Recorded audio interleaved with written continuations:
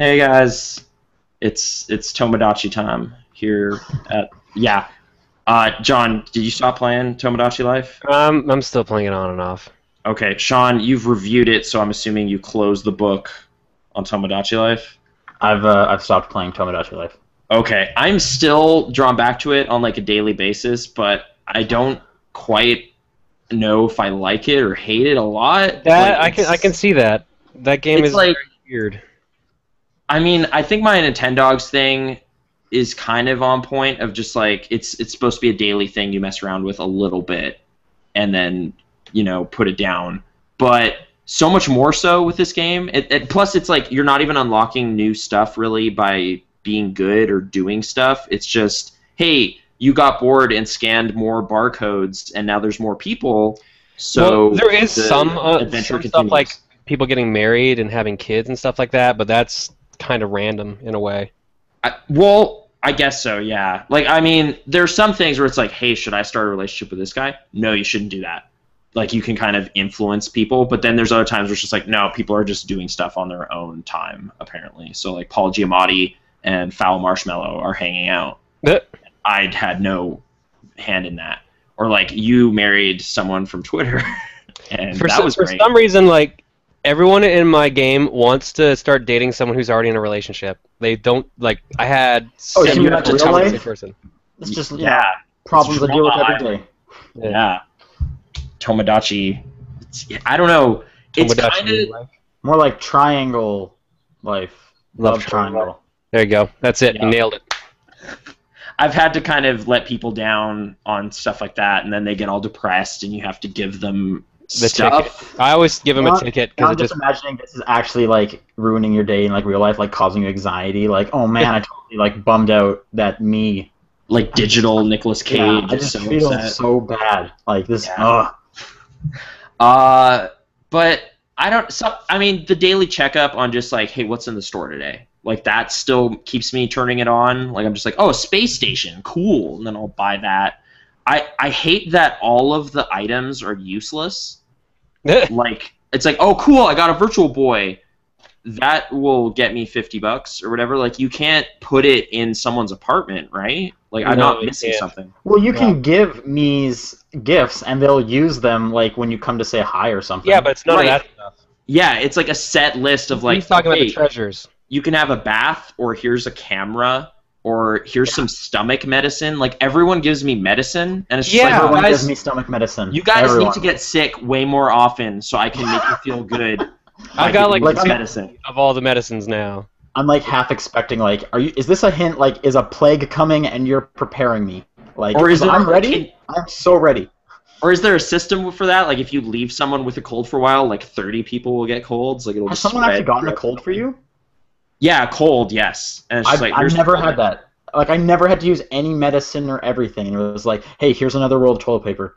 Okay. Yeah. You only get the toilet paper if you mess up the games, though. And I always mess up the catch game. I did that once and I got it. I did it once and I got it. So 100% success rate. Okay, I've gotten it a couple times, but it's still just like I know I'm gonna miss the first one like almost every time. Oh, does it a couple times? Yeah. Yeah. I got it first chance. Okay. Aren't you a professional gamer? Yeah. Yeah. I'm so good. I'm real good at that ruler catch game. I think I'm at a point where I'm almost equating it to like a website where you'd like, hey, there's like a daily joke or something. Do you remember like back when like there would be an email address you could subscribe to and they'll just like send you a joke? Just like joke a day. It's like I'll turn it on and just get like a little chuckle once a day. Like I'll check the news or something. Well, that almost still exists on like webcomics. Like I know. And Twitter. But as a video game, like it is some of the shallowest stuff in the world. But there's still something I'm finding sort of endearing about like just people with recognizable faces that I put on my island are just kind of doing digital stuff, like going to the coffee shop and whatever. I feel like you hit the nail on the head when you used the word shallow for this entire game. Because this game is basically like a watching simulator. Yeah, you want to watch people live. Unlike other games where all you're doing is watching and reading like a visual novel, there's nothing of interest to watch in this game. Like, there's a couple weird things, but they're so short and like one-off. It's like, well, WarioWare does really weird things too, and they leaned into it. You didn't, so you're not even like you could have been funnier, but you weren't. Yeah, you don't even win the quirky contest. Exactly. Like they have some weird stuff in there, but it's just you guys should have gone so much further with this, but you didn't. And I know you can because I love WarioWare for that specific reason. Yeah. But it's just like it's crazy just how little you can do. Half that island, and I was telling this to John earlier, and I said this in my review, like you mentioned, I reviewed it on Comic Book Pen. Half that island is like, hey, do you want to go watch a me run on the beach? Well, no, I don't. Okay, well then don't go to the beach anymore. Okay, how about the cafe? Do you want to watch a me sit at the table? I don't want to do that either. Okay, then don't go to the cafe anymore. Or sometimes it's like, hey, there's an event at the cafe, and then it'll be like a couple me's having the same conversation, basically. Like it's just like, and then they'll joke what about is how love they keep really saying about? the same things over and over again. Yeah, like or like they'll have like the news reports, and it's like, hey, this morning, and I had this one specifically. It was this morning, Proton John stubbed his toe, and I'm like, all right, this is funny news report, and it's like we got 2 eyewitnesses, and then it's just the most generic, like I don't know what you're talking about, and then the second person is, oh, okay, it's like that's what? interesting. Yeah, like it's not actually about the story that just happened. Like some of those get pretty out there in terms of like goofiness, and that's kind of funny. Like it's like we saw a deer with a human face, and then it'll be like one of your people with their face kind of slapped on it, and it's like we went for comment, whatever, and it's again generic. Yeah, but for every like one actual good joke, all the other stuff you're doing is, oh sweet, this me has a problem. I'm gonna fix it. Something's gonna happen. Oh, you're just hungry. Okay, here's a steak. I mean, I actually really like all the food. Like, it's weirdly detailed little pictures of food, so I'm just like, I'm gonna buy 10 yakisoba and then go through the whole apartment building and give people yakisobas and see how they like it. And if you find someone who really likes it, they turn to a rocket ship and fly off into space. And it's their favorite food ever. I didn't notice that one, I guess. Or if you give someone white bread, like use your imagination simulator. Like, make this fun. Yeah.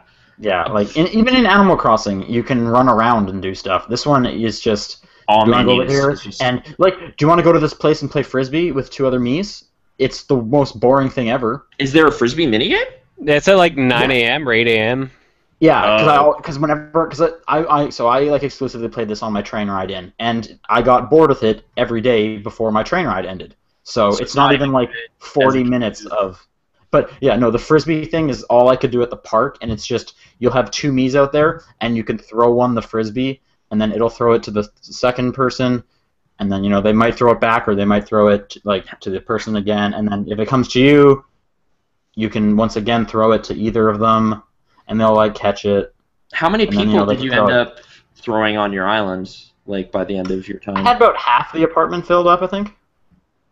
Oh, before it even leveled up, because it grows. Oh, I didn't know it grew. You can have up to 100 people in the game. Okay, I have 30 right now. I have 61. Does like newer, bigger event stuff unlock when you get past certain? Like it's like, hey, there's like a giant carnival going on or something now, or like a sports event, and like the stadium is full of your Miis. No.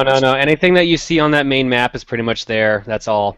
Or so like if you do a concert, can you do like a choir and have like 20 Miis? Okay. No, you can have up to like I think 7. Oh, okay. They've all got to like sing a psalm.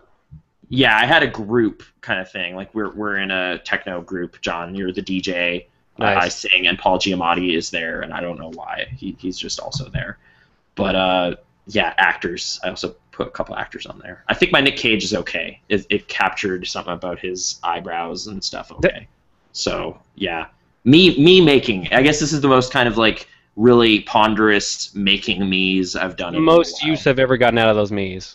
Yeah, but there's also like just like random Miis I threw in from like just Twitter, and then at some point it's just like, why did I put you on this island? Like I don't even know who you are. Like it's like funny when John and Tessa, I guess from Twitter, are like hanging out and like rolling around on the floor in the apartment for no reason or something. You're just like, oh, that's so silly.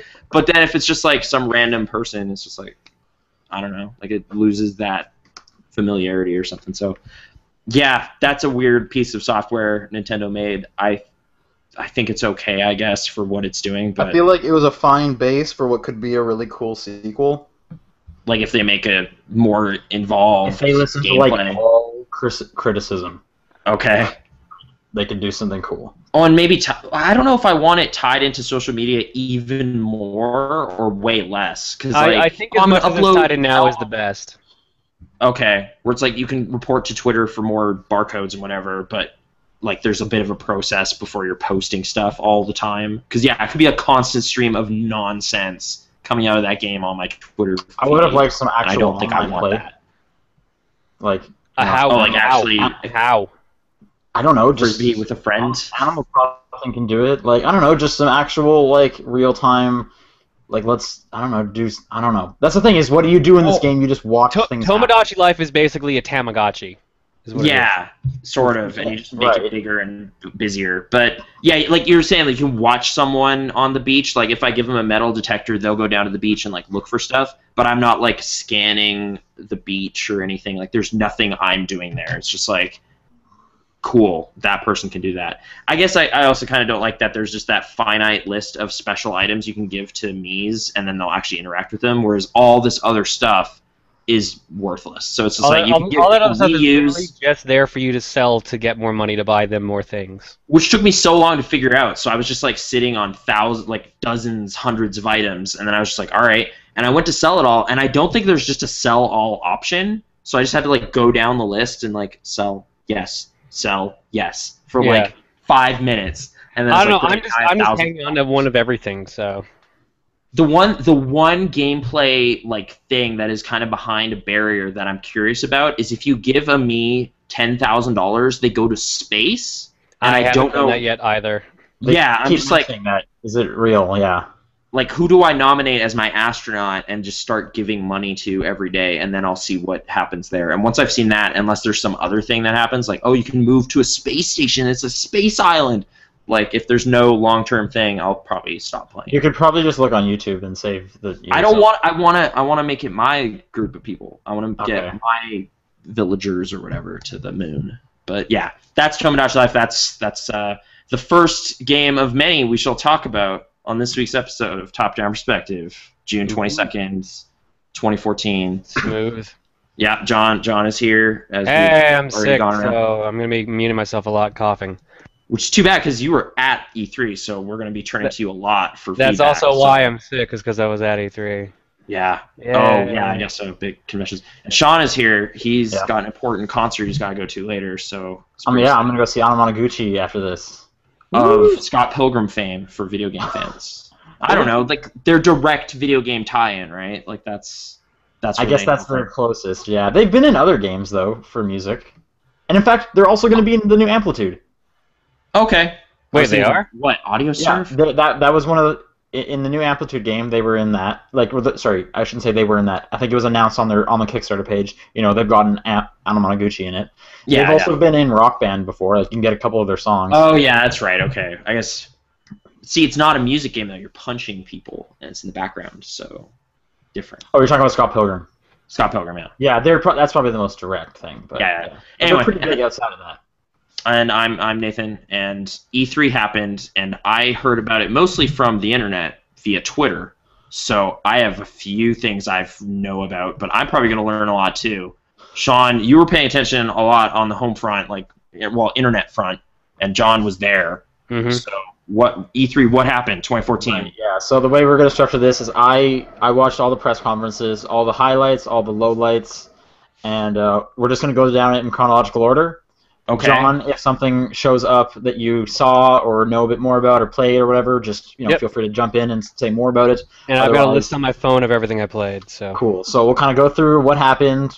I'm sure that'll eliminate some of your list, and at the end you can just talk about whatever else. But I'll chime in with I heard about that. So that's yeah. But bring up your opinions and all that stuff. Sure. Yeah, so I guess we'll start with the Microsoft press conference. I wanted to say, first off, the main three press conferences I thought were great. Okay. Hardware. I will agree. I think this is probably the first year in a long time where I actually didn't mind all the press conferences, of the main three. Yes. That being said, EA was dog shit. Was it worse than the one I went to last year where Drake came out to talk about how much he liked soccer? Well, I'm not sure. I don't actually remember much of the last year, but this one was pretty bad, and we'll get to that later. Okay. Okay, but let's go through Microsoft. Chronological. Yeah. Microsoft. So they started off with Call of Duty. What? Oh, was Kevin Spacey there? Did he come out and he was like House of Cards crossover? No, that didn't happen. Was he in the trailer? Was there a trailer? They There did was a gameplay thing, which, you know what, I'll say, it actually looked kind of interesting because you have like jetpacks and shit, and it was kind of Titanfall-like. Okay. Like, it seems the way shooters are going is it's like people just like moving like really fast and being able to double jump. So maybe we'll just start put doing that in everything. So honestly, it was like the first Call of Duty where I was like, that actually kind of looks kind of fun. But okay, yeah, it looks like Halo. But then they did like their whole like dude bro like, come on, you gotta strap this bomb to this rocket before, and then Call of Duty happened, and I think they showed a trailer for it afterwards, and I think that had Kevin Spacey in it. Yes, that's what I want to hear. Oscar winner. But enough about that, because then they showed some Forza Horizon 2. They're making a sequel to that arcade-like Forza game. Yeah. There was a car spinning in circles in the Xbox booth, so I assumed Forza Horizon is fantastic. Was there some hot techno in the trailer? Like, was it like a Mastercraft song or something? Like, what? I don't even remember, but I do remember it was coming dated. Yeah. Okay. And it's no longer in Colorado. It's in. Was it South America or something? I don't know. It's a different place. But regardless, Forza Horizon 2, I am stoked, especially because there's no Need for Speed this year. So that's the racing game to play. Okay. Get it here first. Then they showed Evolve, which is, for anyone who doesn't know, the new game from the Left 4 Dead people. And holy shit, is it amazing! It looks so cool. So, John, did you play it or anything, or should I describe it? It easily had the biggest lineup. People are super excited. So for those who don't know what Evolve is, it's another class-based shooter. You have to play your class. It's team-based, but it's like 5 players, and 4 people are on the human side, and then 1 person plays as the monster, and the monster will evolve and level up. That's where Evolve comes from. And the monster's trying to kill all the players while the other players are trying to take out the monster and stuff. So the way it works is, like you run around like eating other animals that are going around in the area. You're basically hunting. And as the monster, you're saying? Yeah, as the monster. So when you eat as a human, you're running around eating all these animals? No, as the human, you're running around killing those animals so that the other player can't evolve. Okay. Wait, the monster can't eat a dead animal? It only eats living animals?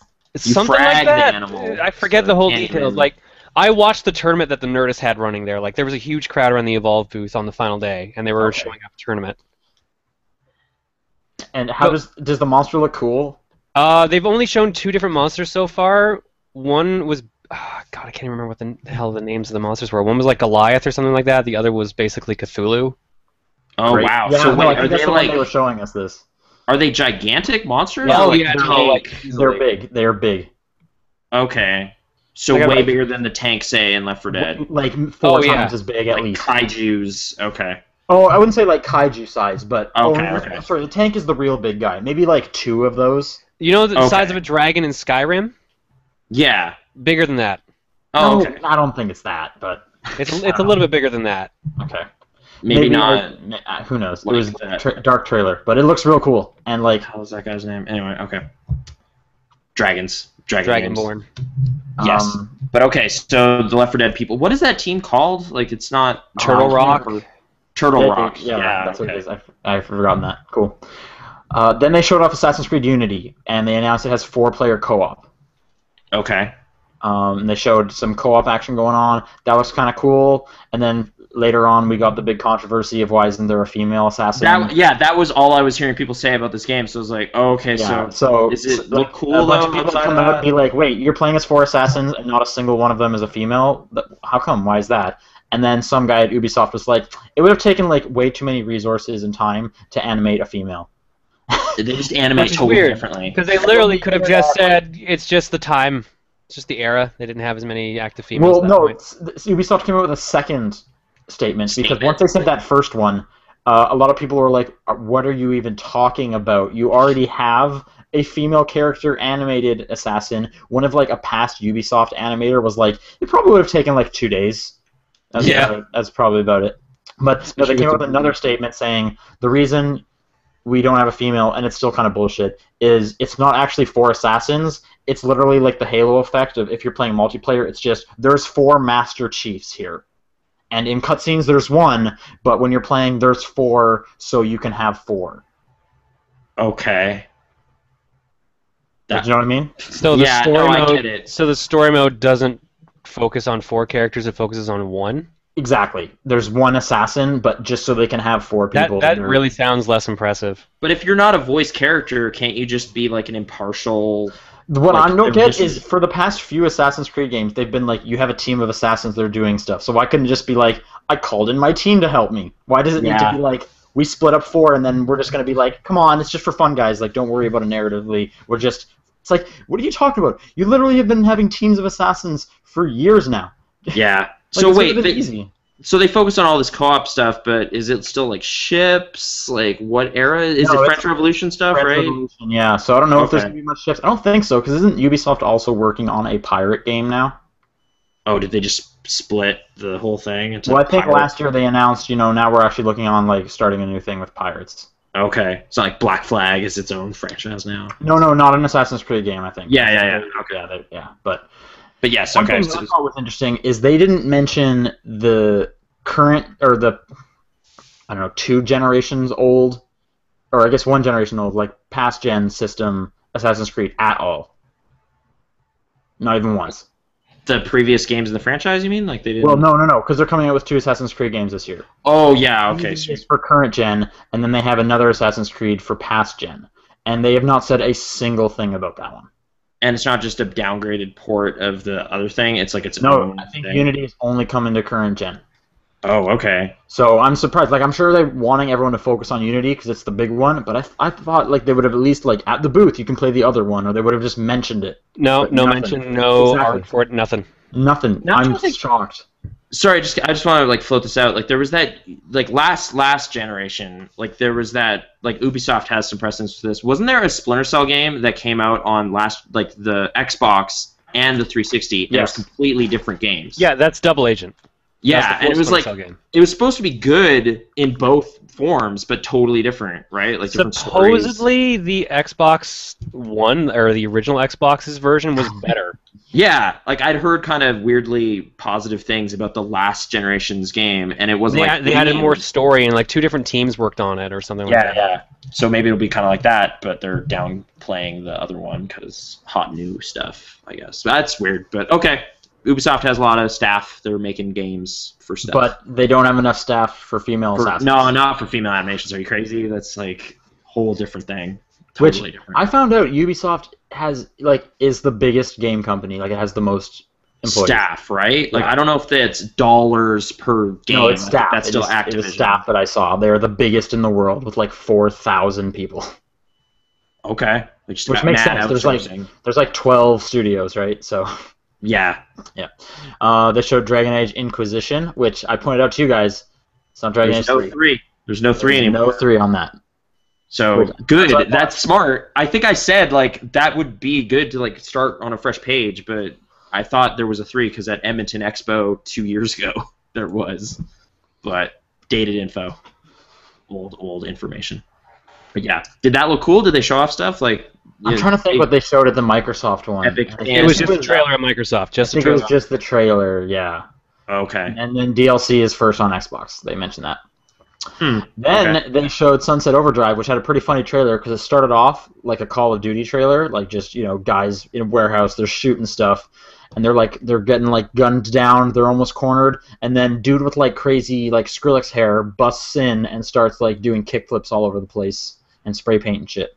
Okay, so it just breaks character weird and gets all goofy. Yeah, it was just kind of making fun of it. I thought it was a pretty fun trailer. That game looks cool. Looks very kind of Dead Rising vibe-ish in terms of just we're gonna have like it's a playground kind of. Mm-hmm. And that's Insomniac, right? That's Insomniac, yeah. Okay. Yeah. I'm excited for Sunset Overdrive, and that comes out October 28th. They announced. Okay, just in time for Halloween. I don't. That game. The demos were weird. They were only demoing the multiplayer. Did you play it? Okay. No, because that had the second biggest lineup of E3. Oh, okay. All they were doing was like this 4v4, or like I guess like kind of a horde mode type mode. I watched the demo. It looked interesting. A couple people who I talked to played it said it didn't feel quite like they thought it would, but it was still good. They expected it to be more Tony Hawk-ish and it kind of wasn't. Okay. But like a lot of the traps they were doing were crazy. Like a lot of the moves, they were just basically tower defending against these zombies. It looked Right. interesting. Okay. I think it looks cool, and I don't know if you guys noticed, but like any game that's coming out this year is October. October is like the most packed thing ever. So get ready for that. And then Dead Rising 3 DLC. I don't remember what the name is. John, do you know the full name? God, you're gonna call. I was playing this last night too. Yeah. Super Ultra Dead Rising 3 arcade remix hyper. No, I can't do it. EX Alpha Plus is like the end. Your EX Plus Alpha is the end. It's Okay. Super Ultra Arcade Remix Hyper Edition EX Plus Alpha. Is that like Capcom joking about themselves? Yes, Oh, that is entirely. Like exactly there what are it is. so many characters in this. In fact, you can unlock Power Stone. Oh, okay. Which shocked me. Tofu's No, Tofu. I've played this. I've beaten the whole thing at a friend's place, and now I'm playing at home. Tofu is actually an item. Right. Yes, I was watching a quick look of it. That's true. If you pick it up, I believe if like all your armor and everything disappears, I believe the zombies can kill you super fast. Like it flashes on screen if you turn into Tofu's like avoid zombies. You can be Mike Haggard. Yep. But and all these costumes are like these are costumes that the Dead Rising characters are wearing. Right, but you So- get like specific moves from that actual game's character. Yeah. Like there's Nick from 3, there's Chuck from 2, there's Frank from 1, and there's Annie Green from 3 as well, which I haven't played through 3, so I don't know for sure who she is. I mean, there's Okay. obvious things about it, but yeah, like Nick can turn into Falcon from Power Stone, Felicia from Darkstalkers, and Ryu from Street Fighter. Mm-hmm. Annie turns into the girl from Dino Crisis. Chun-Li I was gonna say Chun-Li's one. and Nina from Breath of Fire 4. Okay. Okay. Yeah. Chuck turns into oh shit, am I gonna remember Chuck's? Sigma from Mega Man X4. And I don't remember the other two. So fan service. Of It's all super sorts. fan service, yeah. Like, Yeah. Okay. Is like just Zenny in the game now? Yeah, Zenny is the currency. Okay, good. Whatever. I thought that was out there, but never mind. Of course. Great. Okay. Zenny is literally only in the game to unlock the extra costumes. Ah. And it seems to be kind of just like an arcadey, like a 4-player. Like we're just gonna come over and we're all gonna kill zombies while there's a timer, and we have to do a bunch of weird stuff. And Yeah, you have to do all there's these colors, missions. a lot of pinball sound effects or whatever. Like, yeah, it looked interesting. It was kind of like, what is this? It was pretty out there. How Oh, much is it? Like $15? it is $10. $10. Okay. That's nice. I remember the other costumes. Chuck's was Shoma from Rival Schools and Captain Commando. And Remember Frank West. yeah, Frank West was Hagar, BB Hood from Darkstalkers, and the main character from the latest Onimusha game. Okay. So a lot of really weird representation of Capcom properties. That, which is cool. I think that's great. Like when I saw Power Stone, I was like, hell yeah, Power Stone. I miss Power Stone. Dreamcast. Yeah. The only thing that bums me out about the game is that once you've kind of unlocked all the characters, that's it. There's only 4 stages. Right. So really, it's more about like playing with friends and trying to get high score. Right. Yeah. And the other problem is, I tried to play online yesterday. I only found one person playing. Oh. That's Yeah. a bummer. So like it's been out. It came out like the day of the conference. So I have a feeling It all the did, people yeah. who wanted to play it are kind of already done with it. Yeah, that's a bummer. That's definitely a bummer. After that, we got our our one brief mention of Kinect with Dance Central Spotlight being announced. I was honestly surprised how little Kinect was talked about. Well, it's because now you get the version without Kinect. I know, but I figured. But even with with Sony, when the Vita was like doing garbage, they still always had like here's a small Vita section and here's 3 games coming to Vita. But with this one, they were just like, we don't talk about that anymore. That's no. What is We the Kinect? admitted we failed, and Yeah. please stop asking. Yeah, that's kind of weird. Anyway, so yeah, Dance Central Spotlight. It's a downloadable game. Comes out this fall. You can import the DLC from the last Dance Central games. Okay. Was there any I was surprised then that they said, yeah, it's a DLC game. Is there like a key song that's hot right now? What is the Call Me Maybe of 2014? Like, what's going on? I don't know if there is one yet. I don't know. Summer's just started, so we don't know what the summer jam is. Like, Yeah. yeah, that Pharrell album was a while ago, so. Happy? Oh yeah, so that's early in the year. Yeah. Like maybe that's still what you'd use in a trailer. I don't know. But okay, Dance Central, it's still around apparently. So Harmonix has something. Fable Legends, which all I have written down here is you can spawn enemies and set traps for the heroes. So there's some kind of like Dungeon Keeper? Oh yeah, that's the one where you can either play as the good guys or the bad guy. Yeah, and you could like control where you want to put the enemies, kind of, and I don't know. I don't even know what Fable is anymore at this point. That's such a weird franchise now. Did either of you finish 3? Because like I tried to. How okay was that worthwhile? No. Okay, What a weird end game. I'll leave my save where it is then and never play it again. Project Spark. That's like Project that Spark. creation thing. That's the crazy thing. They showed that, and then all of a sudden at the end they were like, "Hey, Conquer is in it." What? Yeah, Yes. that pissed off so many people. It was just like, what are you? It's like, well, I guess you own Conquer, but from what I understand, it's just like a skin pack. So just Like, that he's an afterthought now? Is that what pissed people Yeah, off? It's literally just I don't. The way they Conquer. set it up made it seem like they were going to make a new Conquer game, like associated with Spark. But like, there's like, no, well, you can get Conquer in the game and make your own Conquer game. It's just like, oh, thanks. I don't even think you can make your own Conquer game. I think you can continue to make Spark things, but they'll just be like Conquer.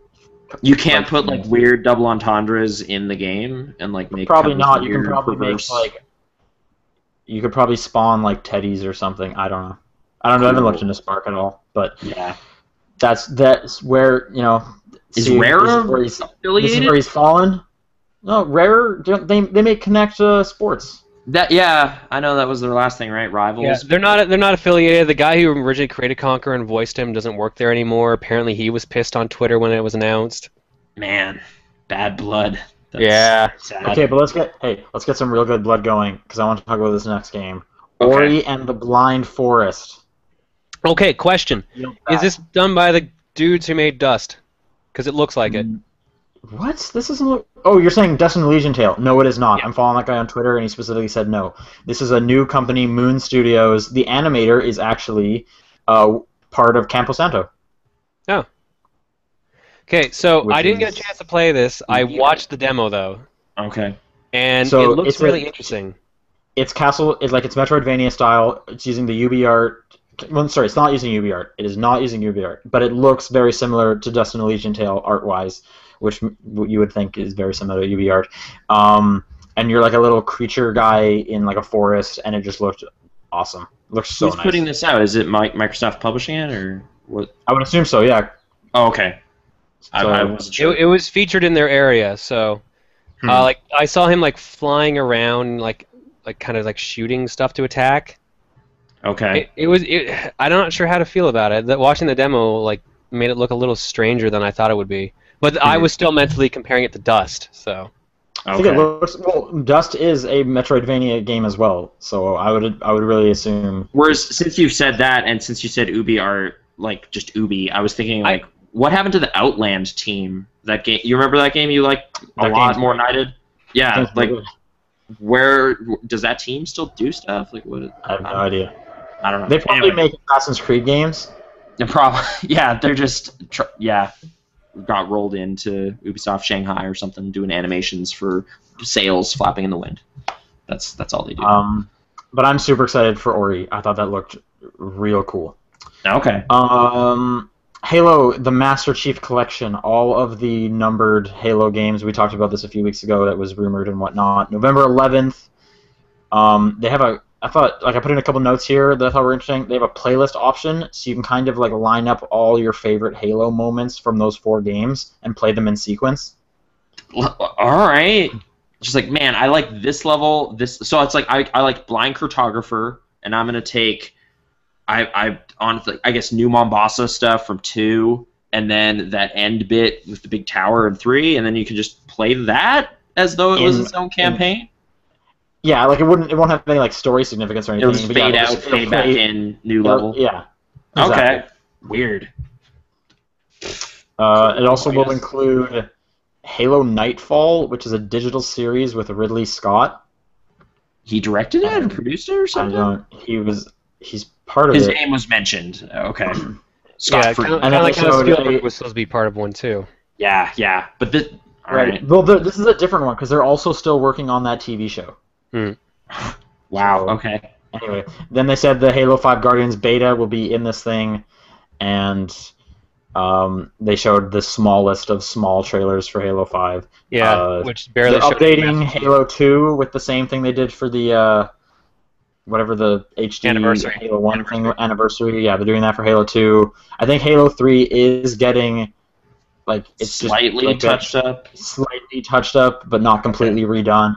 Well, I think yeah. 4 is just 4. And 4 came out like 2 years ago, so Exactly, Yeah. yeah. And they've said that when you're playing the multiplayer, all of like whatever game that level came from will control and handle and feel like that game's physics and stuff. So Probably addressing that kind of anniversary thing with it playing like Reach, which was kind of a bummer. But yeah. yeah. yeah. This- I don't. Did they say if they were changing like the Halo 1 maps to be like that? I don't even remember. I think they said I all only of remember them are them going to talking be about 2. maintaining. I only remember them talking about 2. I thought I had heard them say all of them will be like maintaining their respective games physics or whatever. We'll see. I'm assuming that's 343 doing all that stuff. They're the Halo people now. Yeah, exactly. Yeah, they must be. Okay. Playdead announced their next game. Playdead is the people who made Limbo. I was just playing that This recently. game- Yeah. This game is called Inside. It also looks really bleak and depressing. That Oh, company great. doesn't deal with happiness. Is there color? Because Gray. they added Oh. gray. Okay. Is it still silhouette kind of or animated? No, No, it's you can not, actually but see it's the still character. It's still like far out perspective, side scrolling. It looks like a platformer again, but it just looks like this sad dystopian future where everyone's like a factory worker. Great. You're a small boy. And yeah, it's literally like, hey, here's another really depressing thing. There you go. Thanks, Playdead. I mean, their Yeah. name kind of says it all, so okay. Good stuff. I Yeah, like Limbo, so sure. That's Yeah, potentially like I'm interesting. sure. Hey, those guys, Limbo was awesome, so I'm excited. Yeah. They then had a small ID at Xbox segment, which was kind of just a montage Of of indie stuff here's kinda, some or- of our indie stuff. They showed Threes, so Threes is coming to Xbox One. Yep, that was there as a demo. Specifically, what would have been awesome and what people are hoping for is what if you could snap Threes to the side while like watching TV? Yeah, but are you playing? That with would be a awesome. gamepad? Like, it seems like such a touch thing, right? Well, Like, hey, what about Kinect? What about if you're just waving? oh, I guess it just over, up. The demo they had of down, 3 was over. played with a controller, just so you know. Okay. Okay, but Regardless, if you can snap that game and like play it while like watching a movie or something, I that'd be- think you would actually do it the other way around. Like the main focus would be 3s, and then you could Well, snap no, to I'm the movie saying on the side. if you can do it the other way though, and I think I heard them saying they're trying to look into that. okay. That would be incredible. That'd Like be a so good good. side activity if you're bored with whatever like background show. Huh. Yeah. Okay. They Mighty also number showed 9. Mighty number 9 in that thing. Blow was there. Cuphead, which that was a new thing.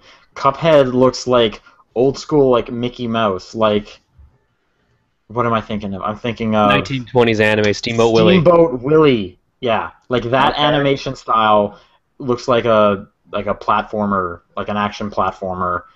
I highly recommend looking up the trailer. It's like 30 seconds long. Just the art style looks so nice. So like Mickey Mania, that first level. Okay. Yeah, I have no idea. Okay. There's a but, Steamboat but better Willie than level. Mickey Mania, hopefully. I don't remember seeing a demo station. Yeah. Well, I mean Super Nintendo. Wait, so- wasn't there Steamboat Willie levels in Epic Mickey 2? And 1, I think. I would Like assume. full on. so. Okay. That makes Alright. sense, but I didn't play enough of 2. Yeah, I don't know. Anyway, Massive Wii Chalice U is also version. coming to Xbox One. Did they actually Uh, show stuff from that? Like, is it? No, it was like a montage, so it would have been like literally a 1-second clip of something happening with the name on it, and then next one. Okay. Okay.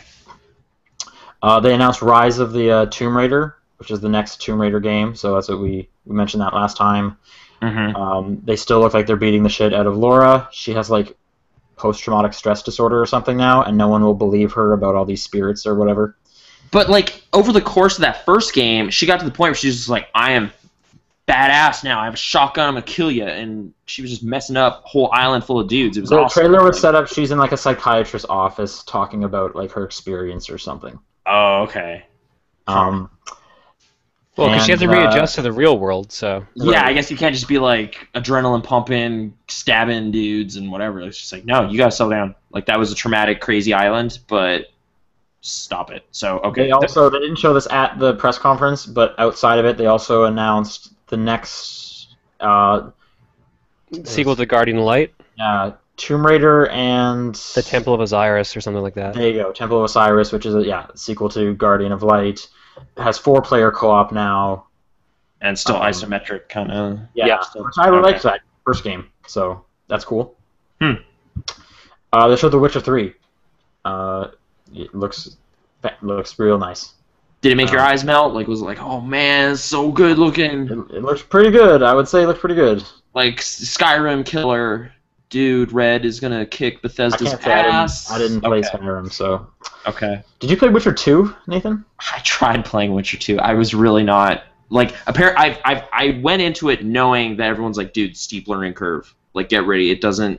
The tutorial does not help. And it's like, okay. I was just like, I don't like how this feels at all. So I just kind of flaked out real quickly. I'll probably try it again sometime because people say really nice things about that game. But, yeah. Phantom Dust HD.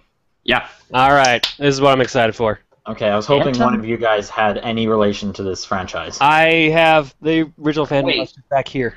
Is that Majesco game? Yes.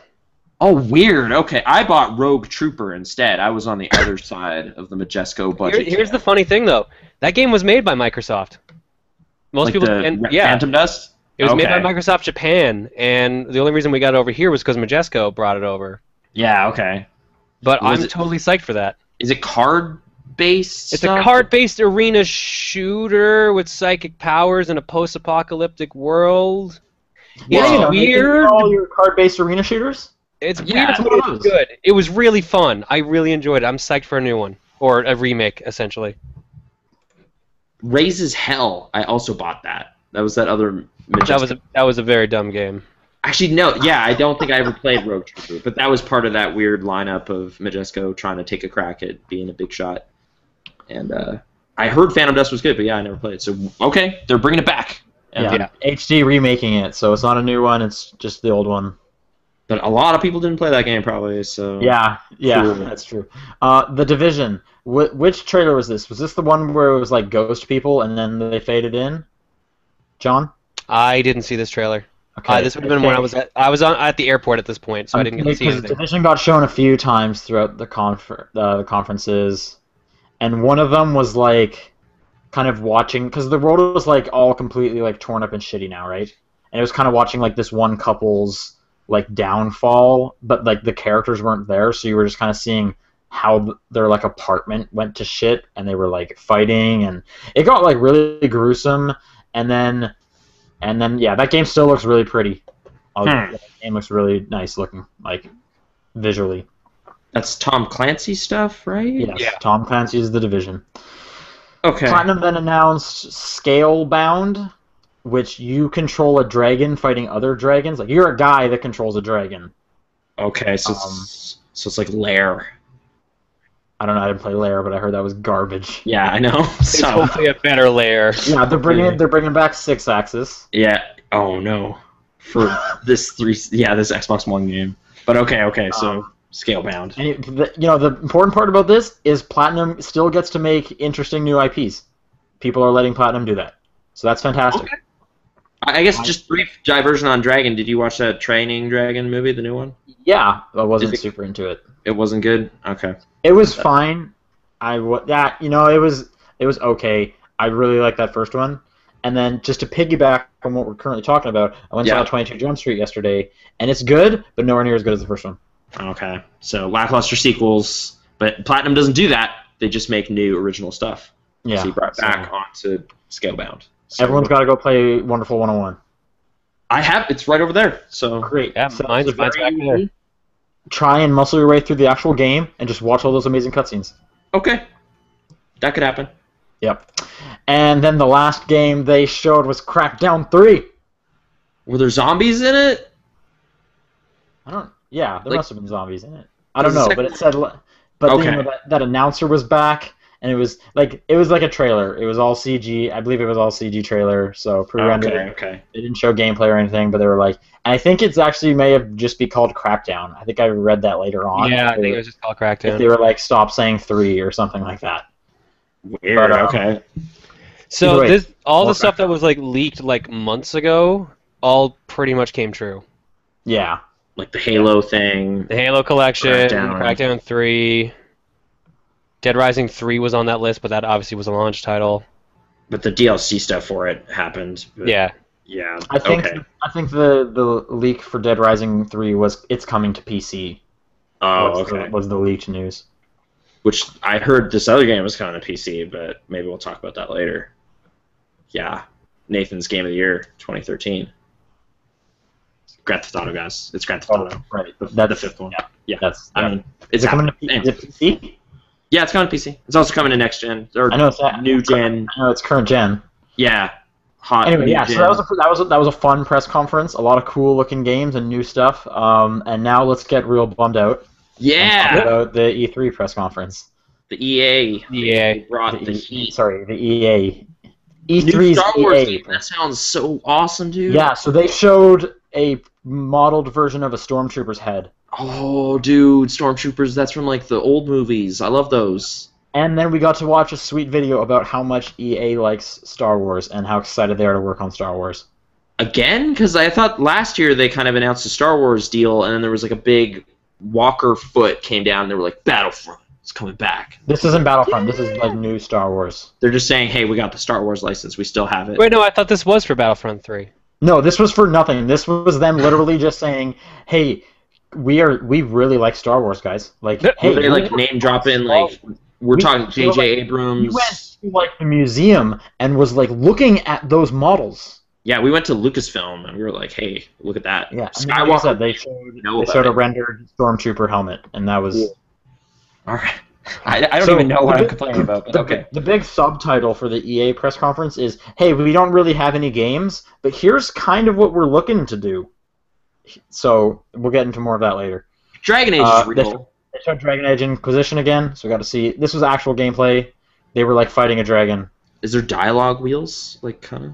That's what They I were want. just fighting. So it was just like an action part. Like they Oh. were teaming up, co-op, fighting this dragon. Was he like pausing and then like queuing up actions and then they were fighting the No, dragon? they weren't. There was no pausing. Oh. All And right. I've also heard people should look at Dragon Age Inquisition as the template for like the next EA games to come. So Mass Effect is gonna be, I guess, more actiony. Well, because it's like that Frostbite kind of stuff. Like this is the new. I don't know what specifically they're talking about. I just heard they're looking at Dragon Age Inquisition as like a template for EA's future games. Huh. Okay. Weird. Montreal, EA Montreal is working on the next Mass Effect. Dude, they showed space. They showed Space is a main character in the Mass Effect series. I read those They books. showed- Like yeah, they talk about space they sometimes. showed like a kind of silhouetted, like fuzzy picture of a guy looking at space. Like out of a window or something. Was he on a No, spaceship? he was looking at like the star chart, like on the inside of your ship. Oh yeah. Okay. It's Okay. kind of that. That was So Was he a Turian or something or Krogan? it was. I think it was human. Oh, cool. Yeah.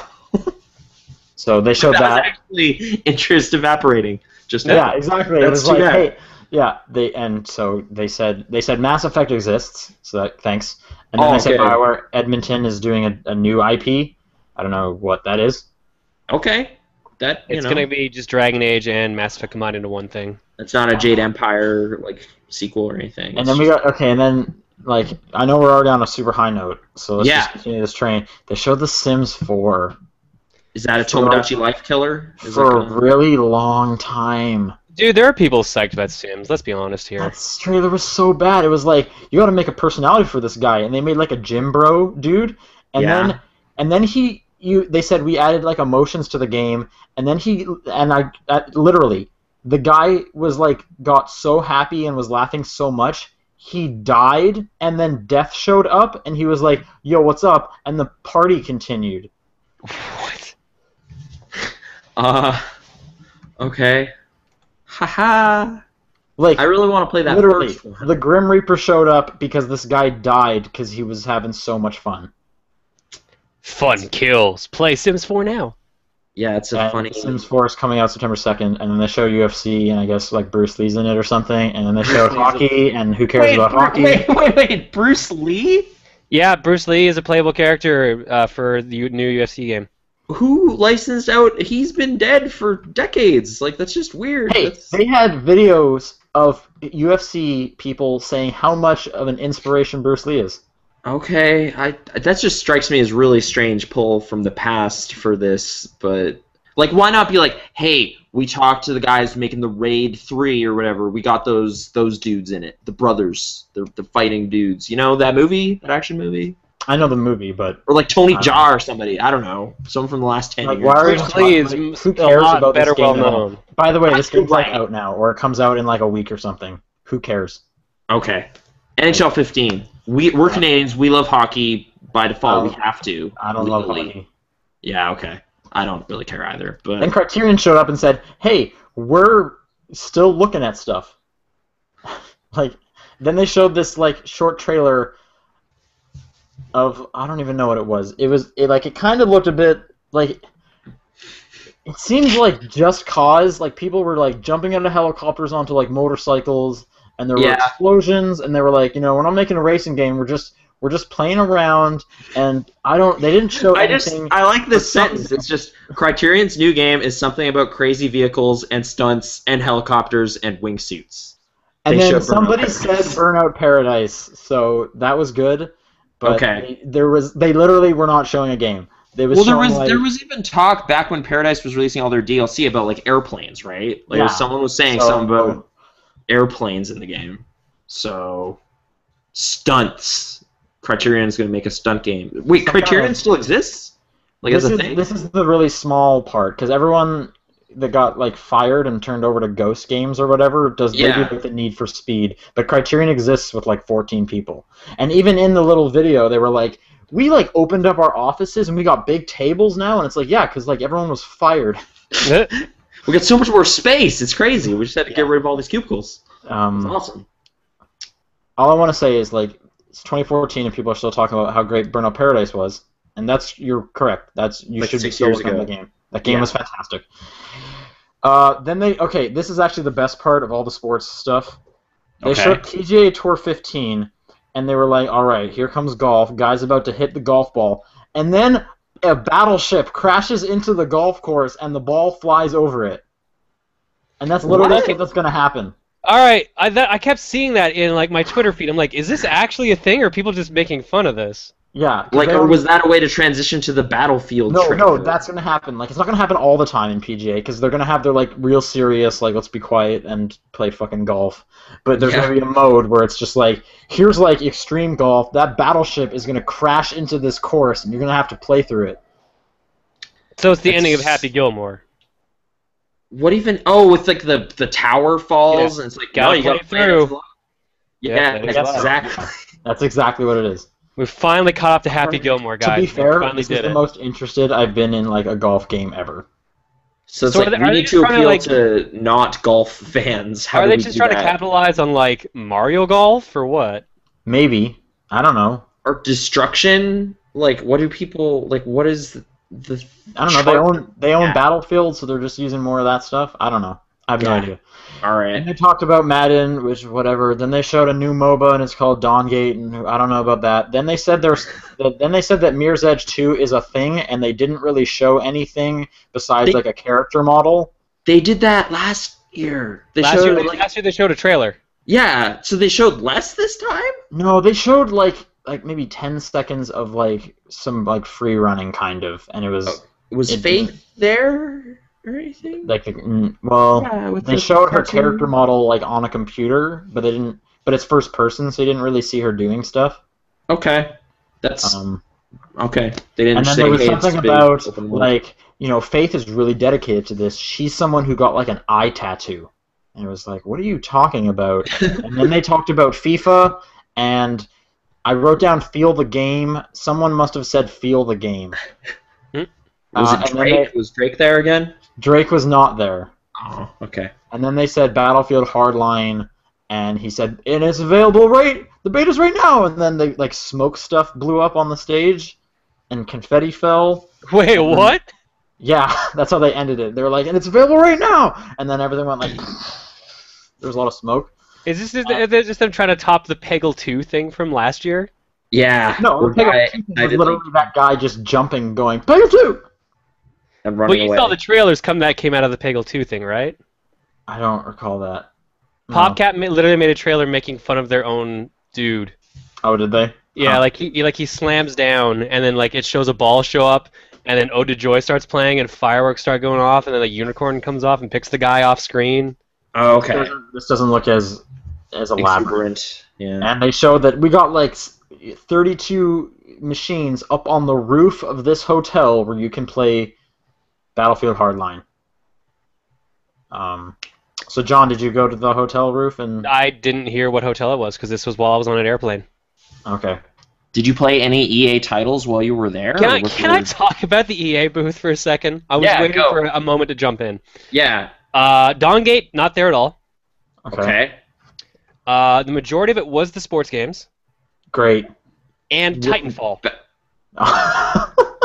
There was a sizable portion of the EA booth for Titanfall. To be fair, they did release a new map pack like a month ago. I guess, but like, imagine a room like this big, and this much of it being Titanfall, a game that's been out for months. Yeah, that is. It's like I was hearing it was like, hey, we spent a lot of money on this big Titan. We need to we need to use one it for more stuff. season out of him. We got to put him back into service for Titanfall. No, Yeah. They didn't bring back the mech suit or anything. It was just like Yeah. I thought they had like a open big area. statue. Hardline had a giant area. Sims 4 had a giant area. Then it's a wall of sports. Then it was Titanfall. Huh. Great. So yeah, it doesn't sound like they had a lot of finished stuff then. Just No, that was the thing. It was just a lot of All the booths were really weird this year. A good chunk of them were. Another thing I was hearing, it was kind of just like, hey, what are you guys working on? Like, oh, did you scribble something down on that napkin about a game idea? Let's throw it up there. Yeah. Star Wars, you guys. It's Yeah. gonna be great. It's gonna be awesome. Yeah. Okay. So Ubisoft. Yeah, they also kind of sucked. Well, they've traditionally had a pretty lame press conference, right? This was better than EA's. EA's was so boring. It was Okay. This is a shorter list too, so maybe did Yeah. you trim fat or did they trim fat? Like I guess they trimmed fat. I wrote down everything that happened. Okay. So they started with Far Cry 4, which looks bananas. You have like wingsuits. You can like drive off the mountain and start wingsuiting around. They said 4-player co-op. Okay. Actually, I guess I was also hearing this Just is the Cause. Ubisoft one. So this is not the gameplay. This was just a teaser trailer, and then they showed not a teaser trailer, a trailer, and they showed the main bad guy, and he like stabbed a dude for no reason because he's crazy, and then he took like a selfie with you, and then he threw his camera in the fire because he's crazy. Is it just crazy bad guys? Is that that's the thing. Yeah, now it's just like we have really crazy bad guys. Yeah. We had that definition of insanity guy, and now we're just gonna have. And I guess we can just jump ahead because it was at Sony as well. And the cool thing they showed at Sony is they said even if your friends don't have the game, you can invite them to come in and play with you online. Which they never really said how. What? Yeah. What? They talked about it later on in other videos I saw, like on Giant Bomb. They talked about it a bit there. You're going to get like 10 invites that you can send out or something. Like you have a set number of invites, and then you can invite your friend into the game. And when the friend's in it, the story kind of stops. So it just kind of opens up with like, hey, you guys are just in like a playground. It's not going to touch the story or the campaign anyway. You can just dick around with each other. But so is the invited player like just like downloading a demo type thing that they can only play cooperatively? The invited player does not need to have the game, which I thought this was pretty crazy. Yeah, that sounds weird. Just I don't know how that would work. It sounds great as a consumer. Yeah, I know, but I guess I'm just kind of like, how does that even work? Yeah, I don't know. Technical magic. Far Cry. It's like Just Cause 2. Then they showed Just Dance 2015. So again, what was the hot dance jam in the trailer? Like, did they have something that was like, oh yeah, that song? Was it like? I don't know, but it was funny because I was watching the Giant Bomb stream of this, and John Drake was there to watch with them, and he was just like, "This fucking franchise, man." Yeah, impartial. Yeah. Okay. Dancing. That looked that they showed The Division. Again, yeah. Again. For a long time, I was mixing up The Division and The Crew. I was just like, They which then one's showed the racing the Crew. game? The Crew is the I racing. I played The Crew. The Okay. racing game. Yeah. What's that like? Weird. Well, it's a simulation racer, so it's kind of bullshit, right? It's not a simulation racer. The Crew? What am I thinking of? Gran What's the one? Turismo? No. The demo I played definitely didn't make it seem like it was trying to be, because there was like nitrous boosts. It was driving off-road, crashing into vehicles. What's the game that was supposed to be a launch title for the PS4? Oh, Drive Club. That's what I'm thinking of. Okay, never mind. Never mind. Drive Club is a bullshit simulation racer. Okay. Yeah. No, The Crew played interesting. The entire map is all of the United States. Wow. So cruising USA, but like fully realized. Yeah, That's like awesome. you could quick travel around. They had us keep warping to Florida. They had a Wait, they not gave us, LA, where everything No. is at? Oh. no, it was Florida. I was like, all right. Just drift past the convention. Spring break, man. Yeah. They had us do two things. They had us like because it was a 4-player cooperative racing. Like you competed against each other, but you were also rolling in a crew, and like you could give missions to your friends to play through. Mm-hmm. So we got called in to do a race, and then we got called in to do a takedown mission, where we were chasing this truck off-road. We were driving through like short pools of water and over like these hills and stuff like that. You were like slamming the truck off the road? Yeah, where sounds we were cool. you were trying to damage into it, like boost or damage as much as you could. It had a health meter over it. Like you would use your Okay. turbo boost to try to crash into the side of it. Not Cool. as fast as say a Burnout game, but not simulation either. A weird like Need for Speed cross, but not like Criterion Need for Speed. I don't know how to describe it. It felt good. I liked it, and it didn't. It seemed like it was going to be a little bit more than just a generic racing game. Okay. And that's out November 11th. They then showed Assassin's Creed Unity again. Okay. Nothing really much else to talk about with that. They showed Shape Up, which that was interesting. Shape Up is a fitness game, but it's like a fitness game set inside of like an arcade machine. Like you're doing push-ups, but like pinball noises and weird like pixel art things are bouncing all over, and there's like crazy characters in the background. Okay. Yeah, so it's more I abstract watched- and ridiculous. I Yeah. watched the demo they had going there. They had a dude there doing push-ups, but Yeah, like they had two guys doing push-ups on stage at Ubisoft. but they had like an elephant appear on his back in the game. Yeah, and, like, trucks and stuff like that. Yeah. Man, like I don't know, that something about that sounds like a great idea in that it's not just like a simulation of actual exercising. Like it's just like I don't you're know. doing- The you're dude doing that was push-ups, playing. and the person on screen is too. Whereas like if it's like crazy abstract nonsense happening. Right. Well, it's The it's dude was like have you- doing push-ups really fast for like 3 minutes, so all I could hear like halfway across the room was him just screaming in pain. But Well, I it's mean, hey, have you ever been at the gym and you were just wishing for like more pinball noises and elephants and it's, like, yeah, it would shape up the gamify screen? reality a little more. Make it zany. That sounds I don't know. better. It's hey, I guess no one's really tried this venture into the fitness. They've always just tried like the super simulation kind of stuff. Yeah, or I'm thinking back to like iToy type, like Punch the Ninjas or whatever. But like, yeah, Yeah, this just seems like more colorful than that.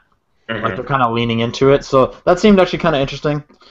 Then they showed a game called Valiant Hearts, which is like it's using the UbiArt engine. It's set during like World War I, and it just looks super depressing. I think that's Also- actually out now. It's like next week, I believe. Yeah. It's pretty soon though. It just seems super depressing, but at the same time, the art style it kind of made it like everyone looks kind of pudgy and like they don't. It doesn't look super depressing. The characters all look kind of cute, but it's just in kind of like a depressing scenario. And it looked Mhm. interesting, like it was like someone like talking about how they like lost their friends and they're hard. And then it's like a dog. I think you play as a dog. Yeah, one of the 4 characters is a dog. Oh, is there multiple characters? Yeah. Okay. I actually got asked to do a promo on this. Had to decline it because I was going to be too busy. Oh, okay. But yeah, it you're gonna play like one of the dog is one of the main characters, and then like a soldier, a farmer who becomes a soldier. I don't remember who the other two are. It definitely seemed interesting, I thought.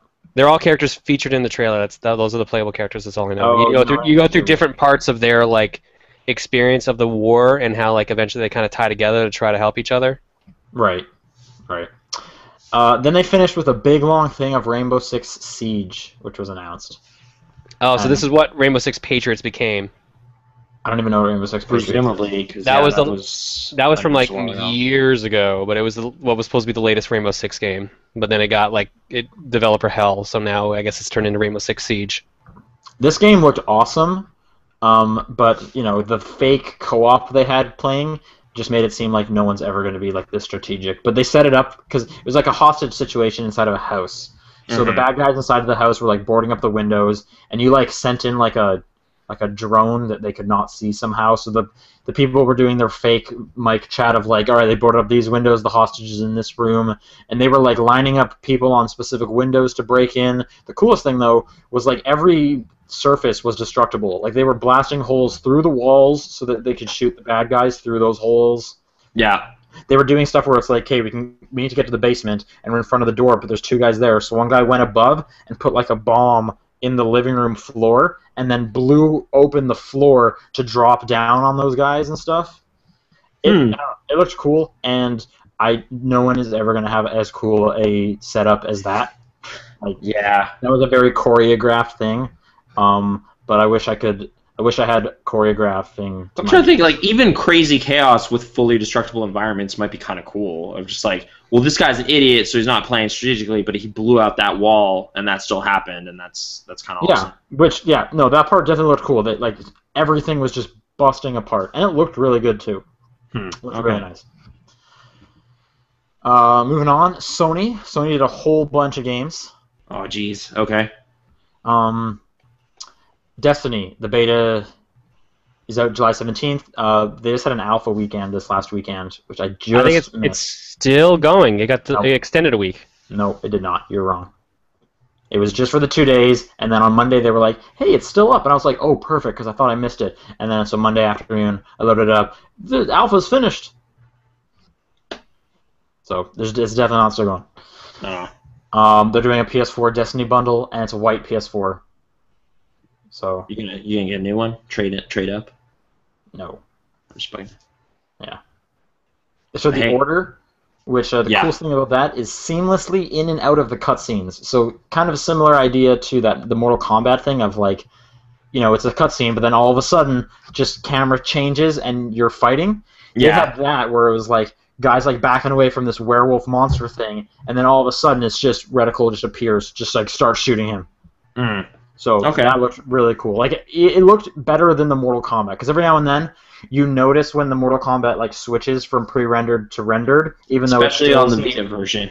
But even though the camera might still be in a cutscene view, you can still tell like, oh, everyone just kind of lost a bunch of resolution, and then it rotates. This just like did not change. Okay. What is the actual game setting though? Like it's a shooter, but is it like? From what I'm told, it is a cover-based shooter. Order 1886.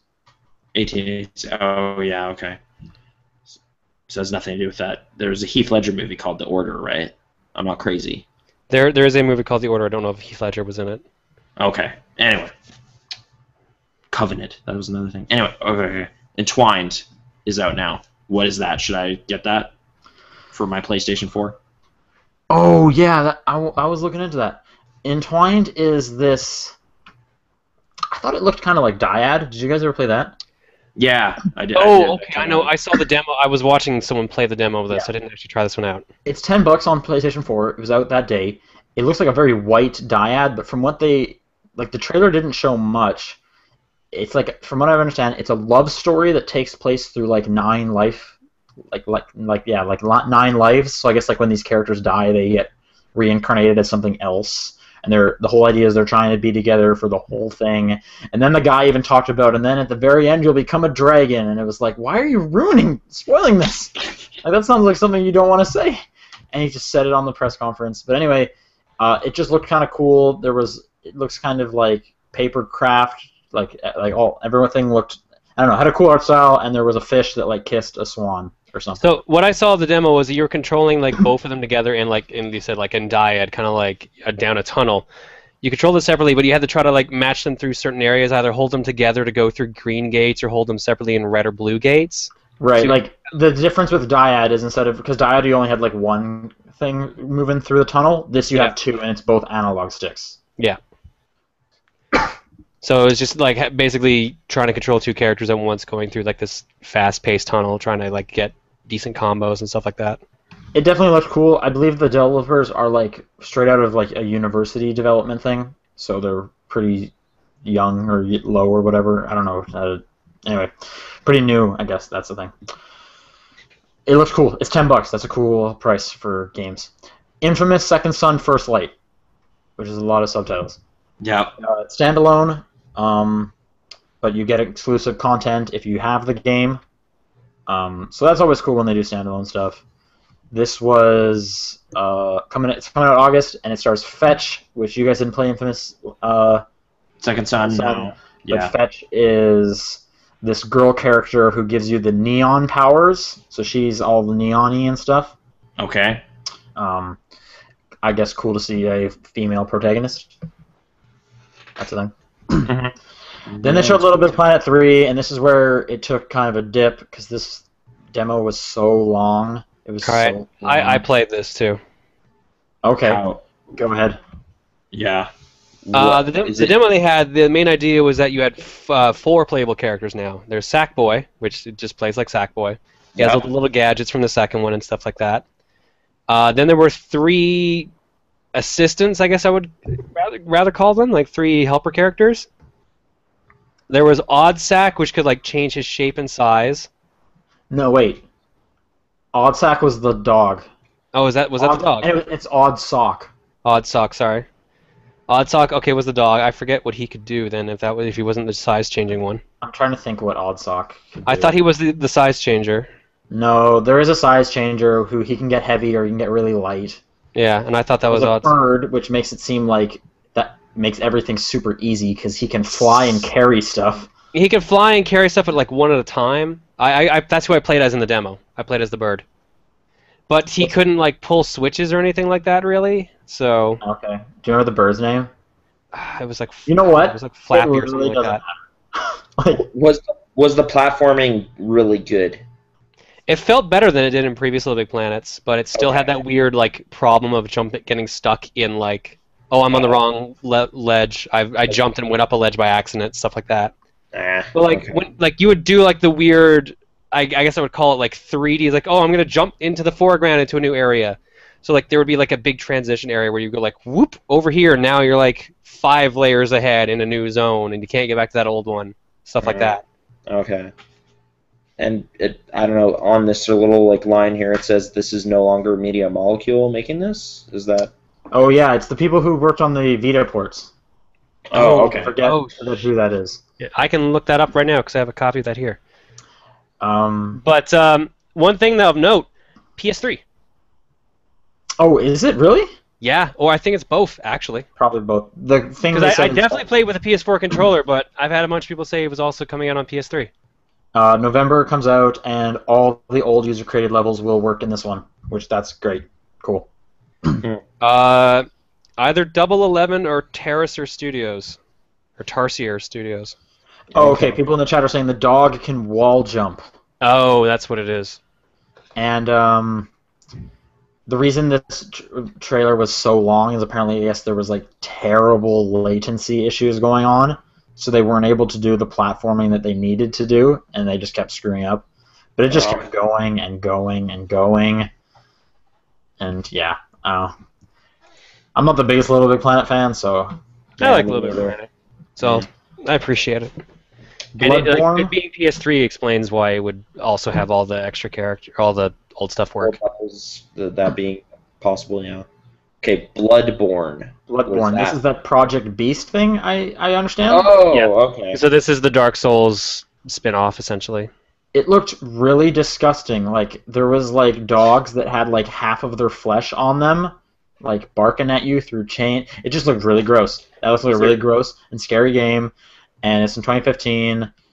And I understand there's a big emphasis on like you can only hold like one thing. Do you want your gun or your torch? And get ready to be scared. And I don't. Yeah. There was shooting in it though, like There was shooting in it, yes. But what I've been hearing is it's not going to be focused on shooting. Oh, okay. It's not like shooting. It's like weird. Don't you also like Dark Souls? Not really. Like I didn't get pulled in. Yeah, I didn't get pulled in hard on Dark Souls. Like I played the Demon Souls more. Oh, what about Dark Souls 2? I haven't played it yet. I have no idea. Okay. So yeah, I'm not the one to ask. Oh, okay. Well, out of the three of us, you're the one to ask. Oh, okay, I did play a Souls game. John is the one to ask. How did I become the one to ask? You're the Dark Souls guy, right? We just got that email the other week where a person's like, I hear John's way into Dark Souls. Oh, right. You heard wrong, but okay. Yeah. Anyways, yeah, so they show Far Cry 4.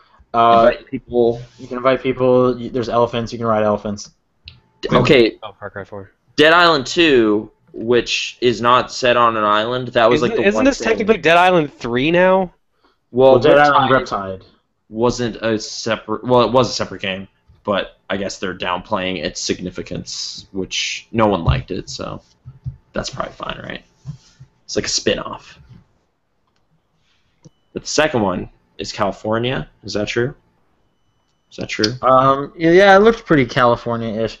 The trailer was like, it was all CG again, and it was like a dude going out running one morning, and he was just like bopping to his music, and all you can hear is the music because he has his headphones in, and then in the background, people are just like ripping each other apart because they're turning into zombies, and then you realize like this guy looks at his wrist, and he's actually been bitten, but he's like, whatever, I'm just gonna go for my jog, and then while he's doing this and people are like running around and getting eaten and jumped on and stuff, he starts slowly turning into a zombie, and then he's a zombie.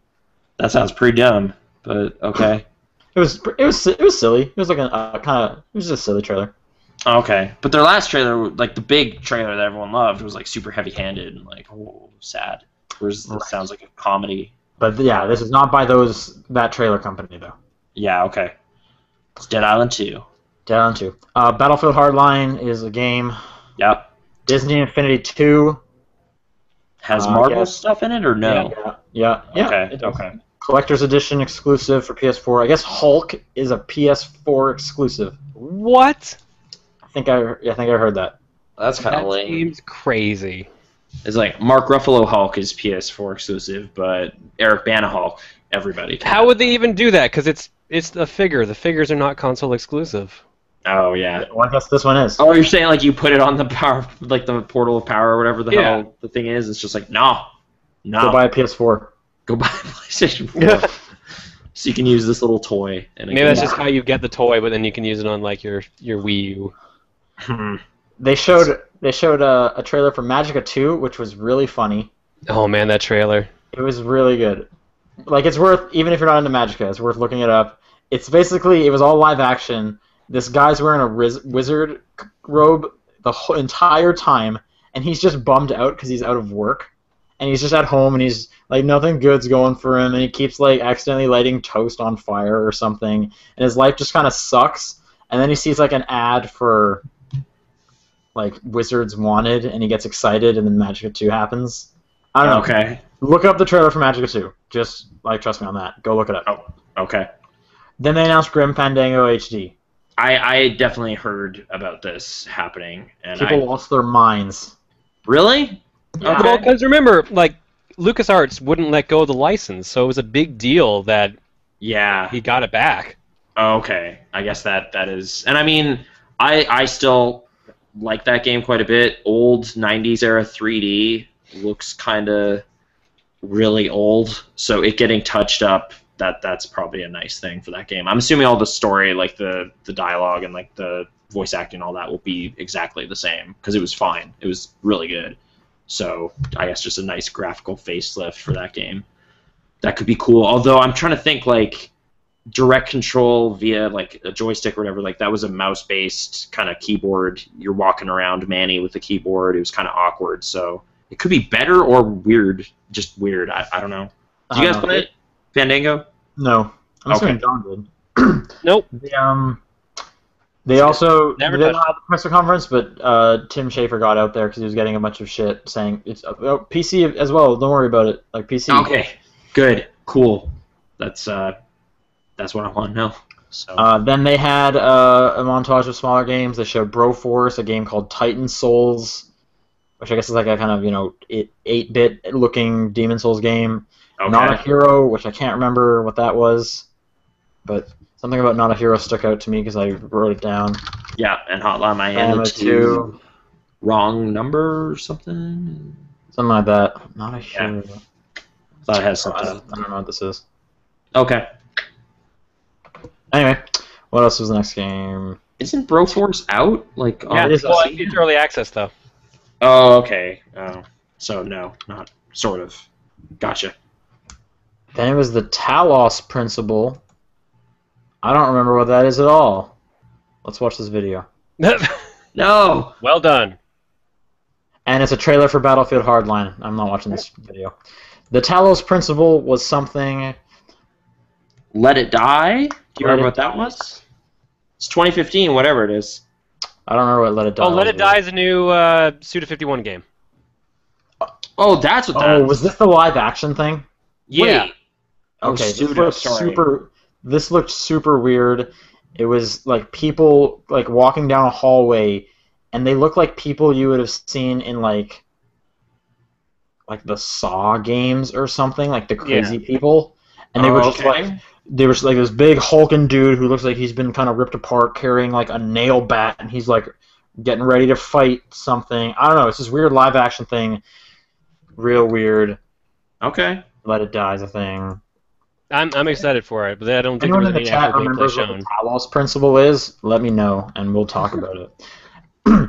Then, from the Journey artist, they announced Abzu, Okay. and it's something about underwater, walking around underwater.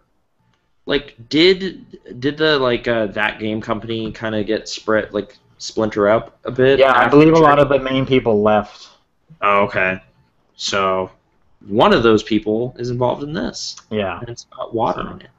No Man's Sky, I know what that is. No Man's Yeah. Sky was shown. Everyone was everyone went talking about crazy. That's the game of the show, for the most part.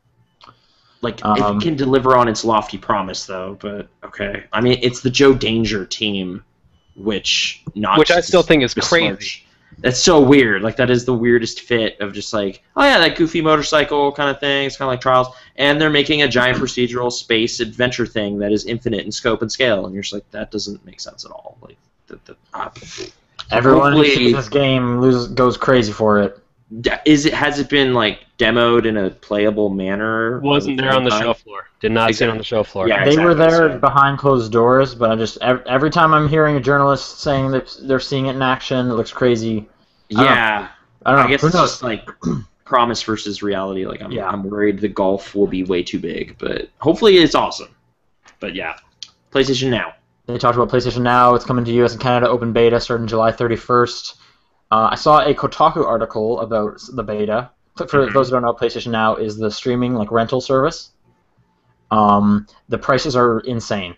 Yeah. Whoa, They what were do you giving mean? out free passes. They were giving out free passes to the beta to anyone who was at the show. So I've got like 2 or 3 in my suitcase. But based on the prices I'm seeing in that Kotaku article, I am not going to take part of it. What was that? I'm looking up the article right now. All right. Okay, So so I got a radiator. here's their example. I'll give you 2 examples. First one is Final Fantasy 13-2. This Okay. game came out in 2012. All right? That's like 2 years ago, yeah. Yeah, all right. So if you want to have 4 hours with this game, it's $5. If you want to have a week with this game, it's $8. If you want a month with this game, it is $15. And if you want 3 months, it is $30. Now hang on. If you want to buy this game from Amazon, it is $17. Okay, that's where it all crumbles into stupid. Hang on. Here we go. Example 2. Guacamelee. Keep in mind, Guacamelee is a $15 game, which has been at retail period prices as low as $3 before. Yeah. In fact, if you have a PC, it's easily around that price quite often. Anyways, if you want it for 4 hours, it is $3. 7 days is $6. 30 days is $8. And if you want it for 3 months, it is $15, which is the standard price of that game. You don't even get to just own it outright for that? No, not if you choose 90 days. So, I guess, is the appeal of this, like, it allows access to consoles that you, like, say you only have a PlayStation 4, it's like, well, I can't play this PlayStation 3 Final Fantasy game unless I stream it via the service, so I'll get it that way. I don't even know if you can stream cross-system stuff. That's what Gaikai is supposed to be, or PlayStation now. Yeah, that's kind of what I was thinking the appeal would be. So it's like, well, oh yeah, you could only spend $70 to own that game for a system you don't have. So it's like a couple $100 barrier. At the show floor, I was demoing whatever the last God of War game was, God of War Ascension on a PS4. I was playing it on a PS4.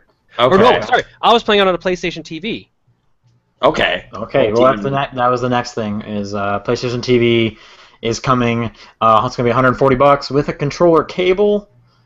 Sorry, with a controller, a cable, an 8 GB card, and the Lego Movie. And this is essentially the Vita TV, but rebranded for America? Yes. Okay. That's a good idea to change the name, probably. But I like the Vita, but that name carries no water. Like the PlayStation Portable TV. Yeah. I mean, I like the Vita a lot, but it's not setting fire to anything. But okay, sorry, just the PlayStation Now thing. I'm thinking, like, back when we were renting games, like 8 years ago or something, like, that's not that bad a price. Yeah, I was gonna say you said it was like $8 for a week rental. That's about actually reasonable. Yeah, but every other number you listed is stupid. So it's just like, I just want to try this game out. I'm not convinced I want to, like, take up, like, any hard drive space or shelf space or a lot of time. I just want to see what's going on. $8, that's not terrible. But I'll agree with John, though. Every other number is garbage. Yeah, like $30 for 3 months. It's like, why? So it's like you can buy a game at half price of its original MSRP and hopefully beat it and then move on with your life. By the time that 3 months passes, it's probably dropped down to that price anyways if it was still at $60. Right, and the Final Fantasy example is terrible because it's cheaper provided you have. I think I picked up that game for $10. Yeah, so outside of that 1 week time slot though, like, it was like the few hours, like, that sounds dumb. It's like, why would you pay $3 to, like, play a game for 4 hours? Like, that's not. You could. Well, the game is short enough, yes. Get a demo. But you don't get the whole game. Like, if you're playing, like, I got a whole evening to myself. Or sure, try to challenge yourself of just, like, speedrun is a necessity. Like, I want to finish this game, so I got to be Guacamelee right now. That is the most. Be something like, hey, this game's only like 3 hours long. You could easily do it in the 4-hour time limit. That is the most niche marketing. I know. Thing to do. Once again, Guacamelee is always discounted. Don't ever rent it. Like, It makes sense for, like, full-blown, like, commercial disc games. Not so much digital games. Yeah, like, when they get down to this low of price on the get-go, it's like, just wait like a month. Now, they said that they're still going to try changing the prices a bit. Like, that's not the final prices, but I don't see it changing that much. Right, and with your code, your beta that you do have, you still have to pay them. The beta doesn't get you... It gives you access to buy these prices. Just so you know. Yeah, so next episode, I'll probably, like, put the code in and see what's available. You're going to actually spend something and rent something? I'm not going to spend money. I'm just going to access it. You're not going to... Well, we got to know how well the streaming works. Here's the thing. I talked to the guys that were, like, giving out the codes, and then I'm like, all right, I'm in Canada. How will this work? He's like, try it anyways. I know that the main server locations are primarily in the States, but we do need, like, Canadian, like, measurements as well. And I'm in a major city in Canada, so... You should definitely... I'm super interested to see how well that stuff streams, like how long you have to wait, or if it like, pauses or stuff. The demo they had at the Expo Hall, there was no lag in God of War. They also had a demo of Street Fighter 4 going, which I never got to try, but everyone was saying that didn't really feel that laggy. Good, and that's the game you could test that with. Yeah, but the thing is, like, the server, they said, was, I believe, in the building. Oh. So, yeah, no real-life application yet. They then talked about Mortal Kombat X, which looks so gruesome. Like, those fatalities are crazy. Like, they blasted a hole through Sub-Zero, and you saw his spine, and then they grabbed his spine and snapped it in half, and then they lifted him up with the two parts of his spine and ripped his body in half. I guess my one kind of like thing I was reminded of when I played through the Vita one was like, that's great, but you don't get to see any of that stuff in the core story mode because they can't die because they're part of the story. Right, So, which is also interesting because one of the new characters they announced is the kid of two of the characters. So they're going to be doing fatalities on their parents. Wait, what? I vice missed. versa. Who is this? There's a new character. I'm not sure if it's like the bee girl, but she's the daughter of two of the people. I don't remember. Clone? It's not Yeah, a clone. like It's an that's- actual daughter. Okay. I'm gonna look this up. Okay. New characters. I'm telling But you, I guess what I'm saying is all that fatality stuff, like I played through like 10 hours of Mortal Kombat this year, didn't get to see a single fatality like prompt even because it's not in the story mode. Well, So to be fair, you're not playing Mortal Kombat where it's mostly played. I don't Like the I argument guess, you're but- doing is how come No. this Call of Duty Oh, campaign okay. isn't very good. Well, I'm saying but that's my favorite part of the game. Like their story component was actually really good for a fighting game. Like, Right, but for a I fighting wish game, they could bring their A game stuff into that camp too, and just screw continuity or something. I don't know. but still, like you get the fatalities in the multiplayer, which is where fighting games live. Yeah, I guess so. Right. So, John, you found her? Yeah, her name is Cassie Cage. She's the daughter of Sonya and Johnny Cage, There you go. which continues the continuity from Mortal Kombat 9. Yeah. So, like I said, now they're gonna have like parents doing fatalities. But I don't know. They haven't even confirmed if Johnny or Sonya are in X. Yeah, that's right. They haven't. They have confirmed Scorpion and Sub-Zero. Scorpion's Wow. undead, and depending on which version of Sub-Zero you're talking about, it could be. I've Oh, also yeah, been there's hearing things several about them versions. saying several versions of characters to play as. Like Cyber Sub-Zero's back. No, like here's Mortal Kombat 1 versus Mortal Oh. Kombat 2 Sub-Zero. Okay. I was hearing that kind of stuff. Dimension thing. Crazy. Then they had a really, really long thing about TV series, The Powers, that comic book thing coming. That's Brian Bendis, right? That's his Yes. kind of like his book. Yeah. He's a big comic book guy. Anyway, he just talked for way too long. Ultimate Spider-Man stuff. Can I watch this on my PlayStation 3 or my Vita? With Yes, Plus. if you have PlayStation Plus, the whole thing is free. For all the platforms. Okay. I For mean, that PlayStation makes Plus. sense, but yeah. I think all the platforms. I would assume so. It's just a. Is it video. kind of like a detective murder mystery show, but with I don't people know. with powers? I don't know what Powers is. Oh, okay. Okay. Then they There's a reminded technical- you there's a Ratchet and Clank movie coming in 2015, That's right. There is. There was that trailer. and like, then a they long announced time ago. Ratchet and Clank 1 HD is happening. Okay. I don't know. Like that seems to indicate they could do all of the. They should have just put all of those in one big pack. They did. They did. It's Of not HD. HD, but No, here's Oh. what they're doing with that. They're tying in with the movie, and they're making changes to it so it matches up with the movie better. Oh. So this is okay. basically Ratchet and Clank, the movie, the game. So it's like Ratchet and Right. Clank 1, like special edition. Like it's I different guess now. movie edition. Director's cut. Sure. Okay. Since it's based off the movie, director's cut makes a lot more sense. Right. Yeah. There's literally a director involved. Last of Us Remastered was shown. That's still coming out this summer. Mhm. Metal Gear Solid 5. Like Phantom Pain, real Metal which Gear Solid 5. looks crazy. There was a part where Snake is putting ashes on his face, Like just which is like gross. And then okay, he's like covered in blood. which is also gross. Yeah, that looks like a sad game. Nothing is going on in that game. Well, it's supposed to like tie in like Big Boss and how he relates to like the rest of the Solid series. Right, and if it relates in any way to Ground Zeroes, that is not going to be a comfortable game. Pretty much. Oh, yeah, I guess it will be like father turned against son, like that kind of stuff. It could be heavy, like because Boss is a hero up until like now. What happens to make him a villain in the eyes of everybody? That would be so great if David Hayter was voicing that. Yeah, Kiefer I don't Sutherland. know. Yeah, maybe he'll. I don't know. That's still such a weird thing. Anyway, You mentioned GTA 5 was announced coming this fall. yay! Batman Arkham Knight Yay! Rose exists. City. And then they showed a clip, all in-game footage they said, of Uncharted 4, A Thief's End.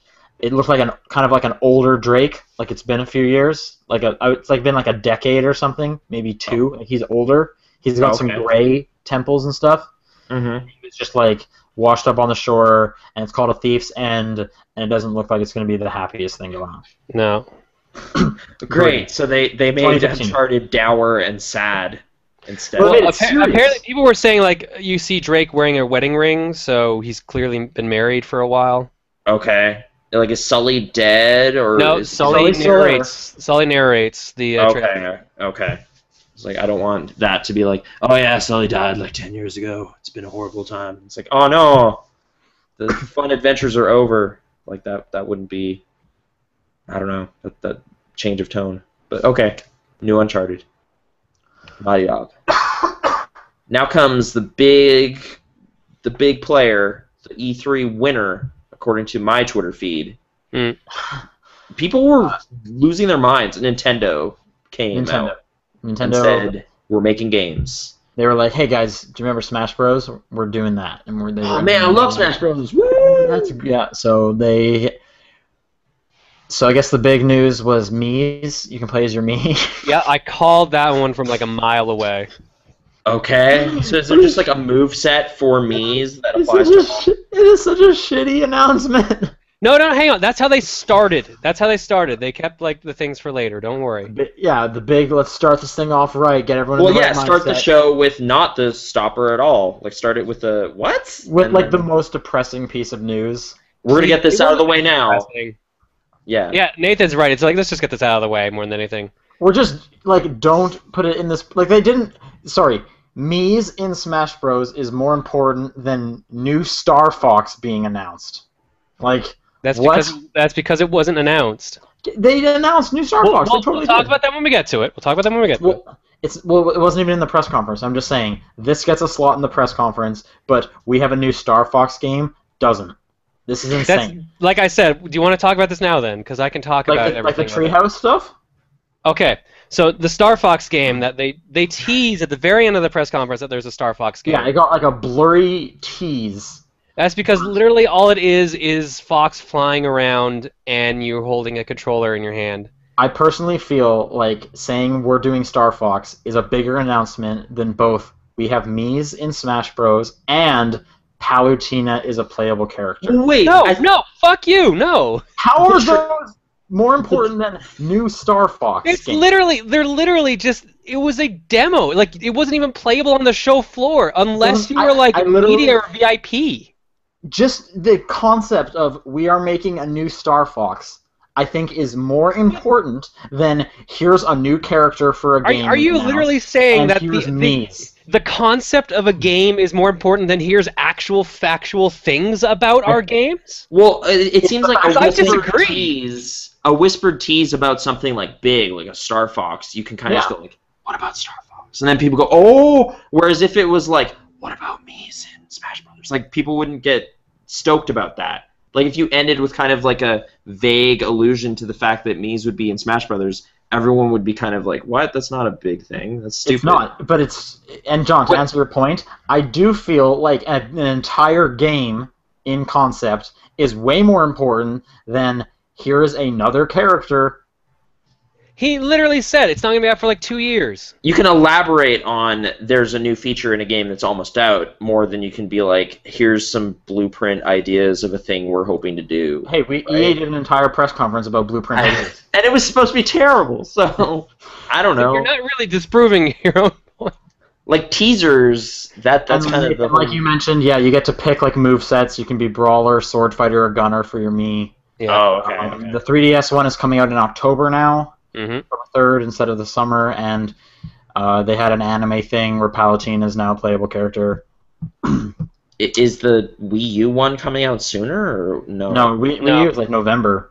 And at this point, I'm assuming it's getting pushed to next year. They're saying winter 2014, which probably means it will be like winter 2015 or like spring 2015. Whoa, it's not gonna be winter 2015. No, I mean like early February. I mean like January, February. By when I say winter 2015.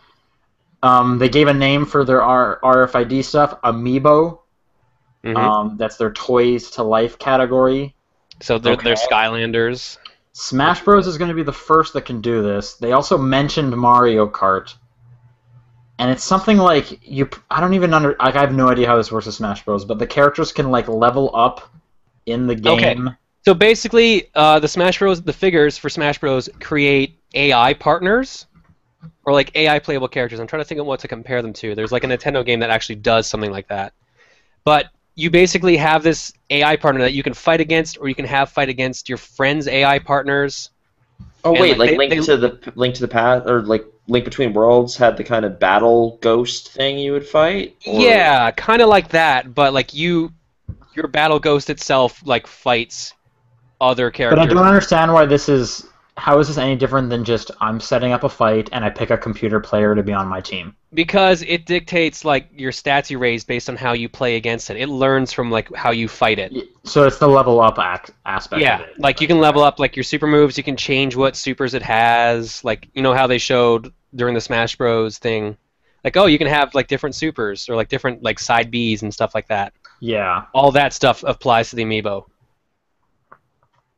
I don't know. I don't think I'm interested in it.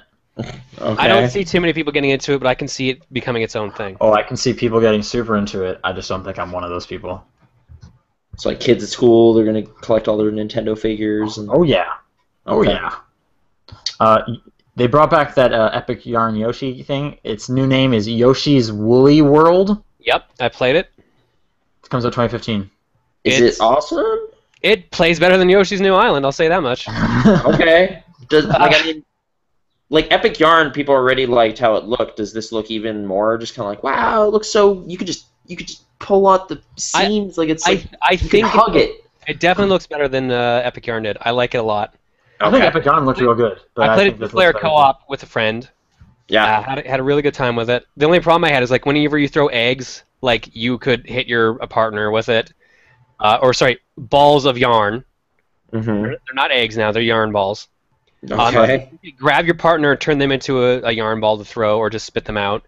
But like they drop all their yarn balls as well, so it becomes like a little bit of a bickering fight. You could fight more in it than you could in Epic Yarn, which I think will make it a little bit harsher. It's one of those like not a co-op game type deals. Okay. I don't know. I had fun with. I did play Smash as well. I should state. So do you want me to talk about Smash? Or hang on for one sec. There's a couple things the chat's mentioning for us to bring up. The first is those amiibo guys can go up to level 50. Oh, right. So that the difficulty of them can go up much higher. And the other thing was the way they started off the press conference initially was Reggie fighting Iwata in this crazy like Dragon Ball Z fight. Okay. Yeah. Beam battle. What? Just like a giant beam, kind of like. No, there were like multiple punches and stuff like that, and like crazy flips and midair moves. Yeah. Okay. And then they then one of them like brought out their like gamepad, and then they were like, "Let's play in the game." They also had like the robot chicken people do stuff. Mm-hmm. Huh. In between the game announcements, it was like someone was like, "Why don't you just give us Earthbound or Mother 3?" And then he got like laser shot or something. I don't know. It was robot chicken. Robot chicken. Wow. That's just weird, like Nintendo lightening up and being real silly. Well, I mean, their pre-E3 promo stuff was Mega 64. So. I know, yeah, like mech, like Fisa Mech and all that stuff. Yeah, Fisa Mech played a role too in it, so. Well, he showed up on my 3DS and everything, so I could I have a Wada and stuff too. Like I could put them on my Tomodachi Island, but it just seems. I put Filzamek into mine. Okay. Is he confident? Like, what's his thing? Is he a dreamer? I think you have to give him the stat. Okay. You played Smash Bros. You said. Mm-hmm. Which one did you play? 3DS or Wii U? Both. Okay. Which one's better? Okay, so I'd like to say first and foremost, They had like 50 demo stations for Smash. Okay. And the Nintendo booth was always packed. Always. That sounds about right. I played as 4 different characters. Okay. Mario. Why?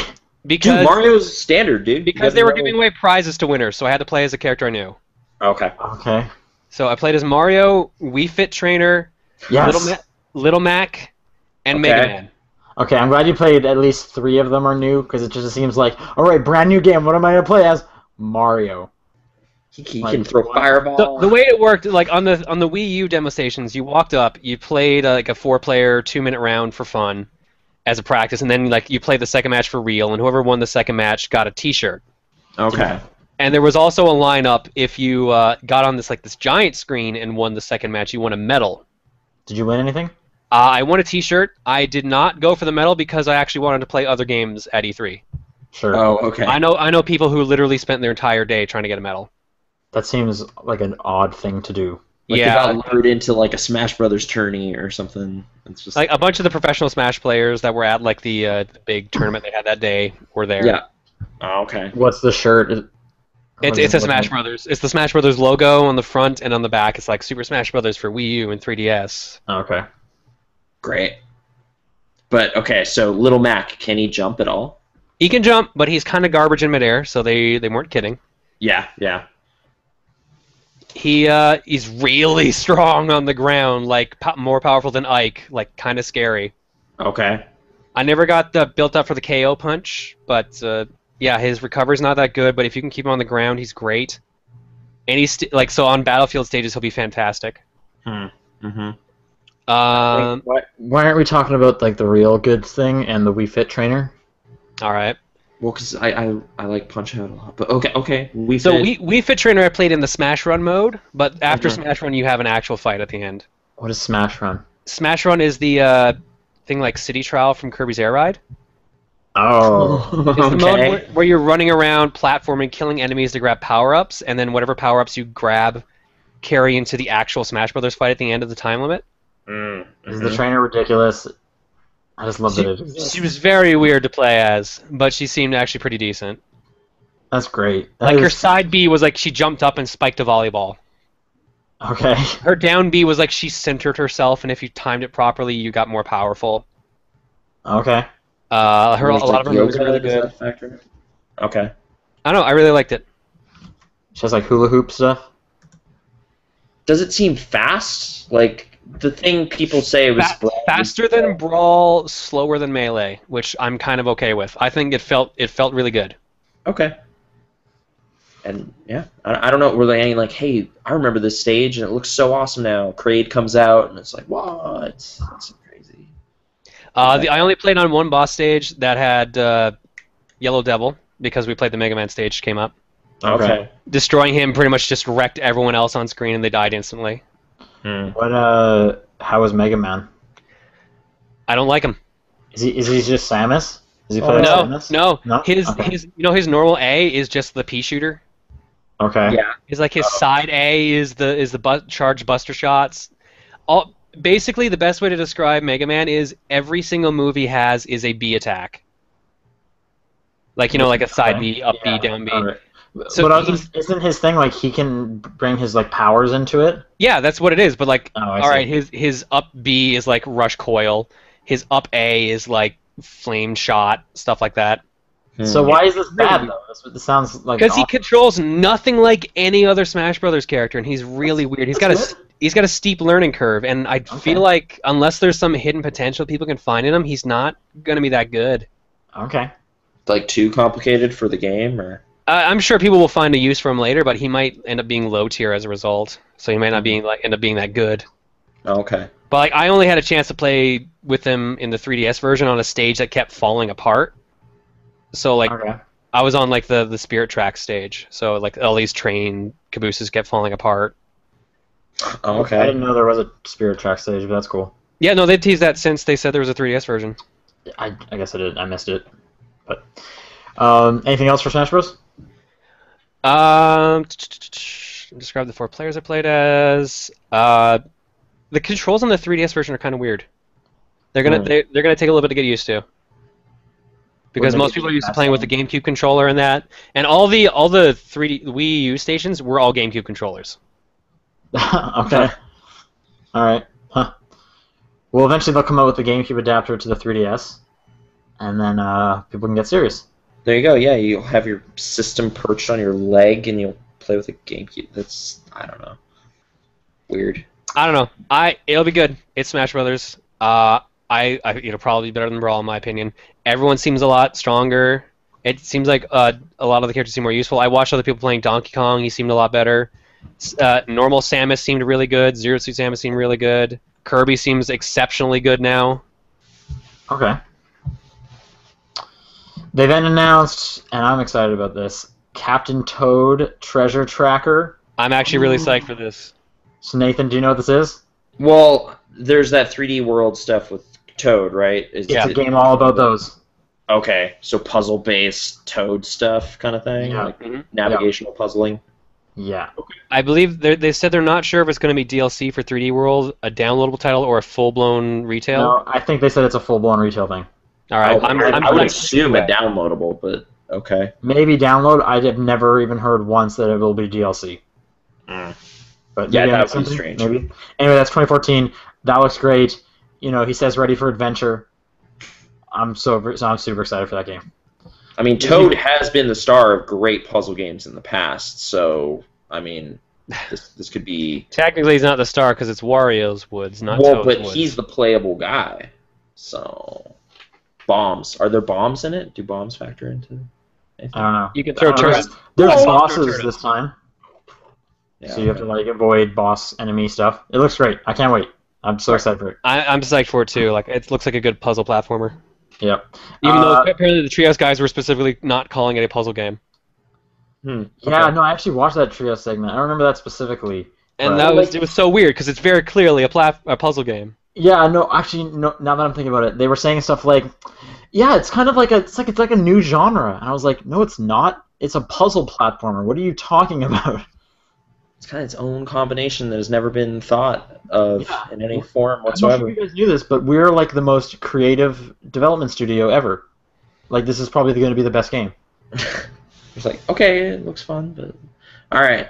New Zelda. They showed a trailer, like a teaser trailer for New Zelda. And I've heard, for some reason, people have been like, "Oh, Skyrim. They took beats from Skyrim." Well, because they said it's going to be actually open world. Like, if you see that place in the distance, you can get there. Someone literally said, "Do you see that mountain? You can go to it." But I guess I've also heard, like, Mega64 made the observation on their podcast of just like, "Oh, I played this other open world Zelda game. It came out in 1987. It was called The Legend of Zelda." Like, it's been open world this whole time. You can just go to any part of the map. Like, it's a big open map thing. Like, I don't know what they mean. I'm assuming the point is that you can do things in any order you want now. Like, you could either the original Zelda or Link Between Worlds had some cool stuff. Sort of, yeah. Link Between Worlds wasn't quite like that. It was still a little linear, but there was still like, I can go to like. You can go to any dungeon whenever you want it. No, you're forced to do the first dungeon, and then and then it opens up. Yeah. But there's like a dungeon you can't do unless you do this other specific dungeon. Like, it gives you the pretense of open world. Okay, whereas this is like you can do stuff in all sorts of different orders. Like you said, I think the Mega64 podcast said it best. It's the original Zelda is a true open world game. Yeah, it's kind of that's been their thing. But okay, if it's more kind of free-form exploration stuff, like that's awesome sounding. But it was just a trailer, right? This game is Zelda. They could do anything they wanted with Zelda, and people would lose their minds over it. I mean, when I finally did play that Skyward Sword, I thought it was pretty sweet. So, yeah, they've been doing a pretty good job. They said the new Pokemon games are coming out November 21st. Okay. They showed Bayonetta 2. Can I talk about how much coverage they had of the Pokemon game at E3? Please do. There's literally a corner of their booth where they had like a tiny room with like 2 screens showing the trailer they released of Ruby and Sapphire.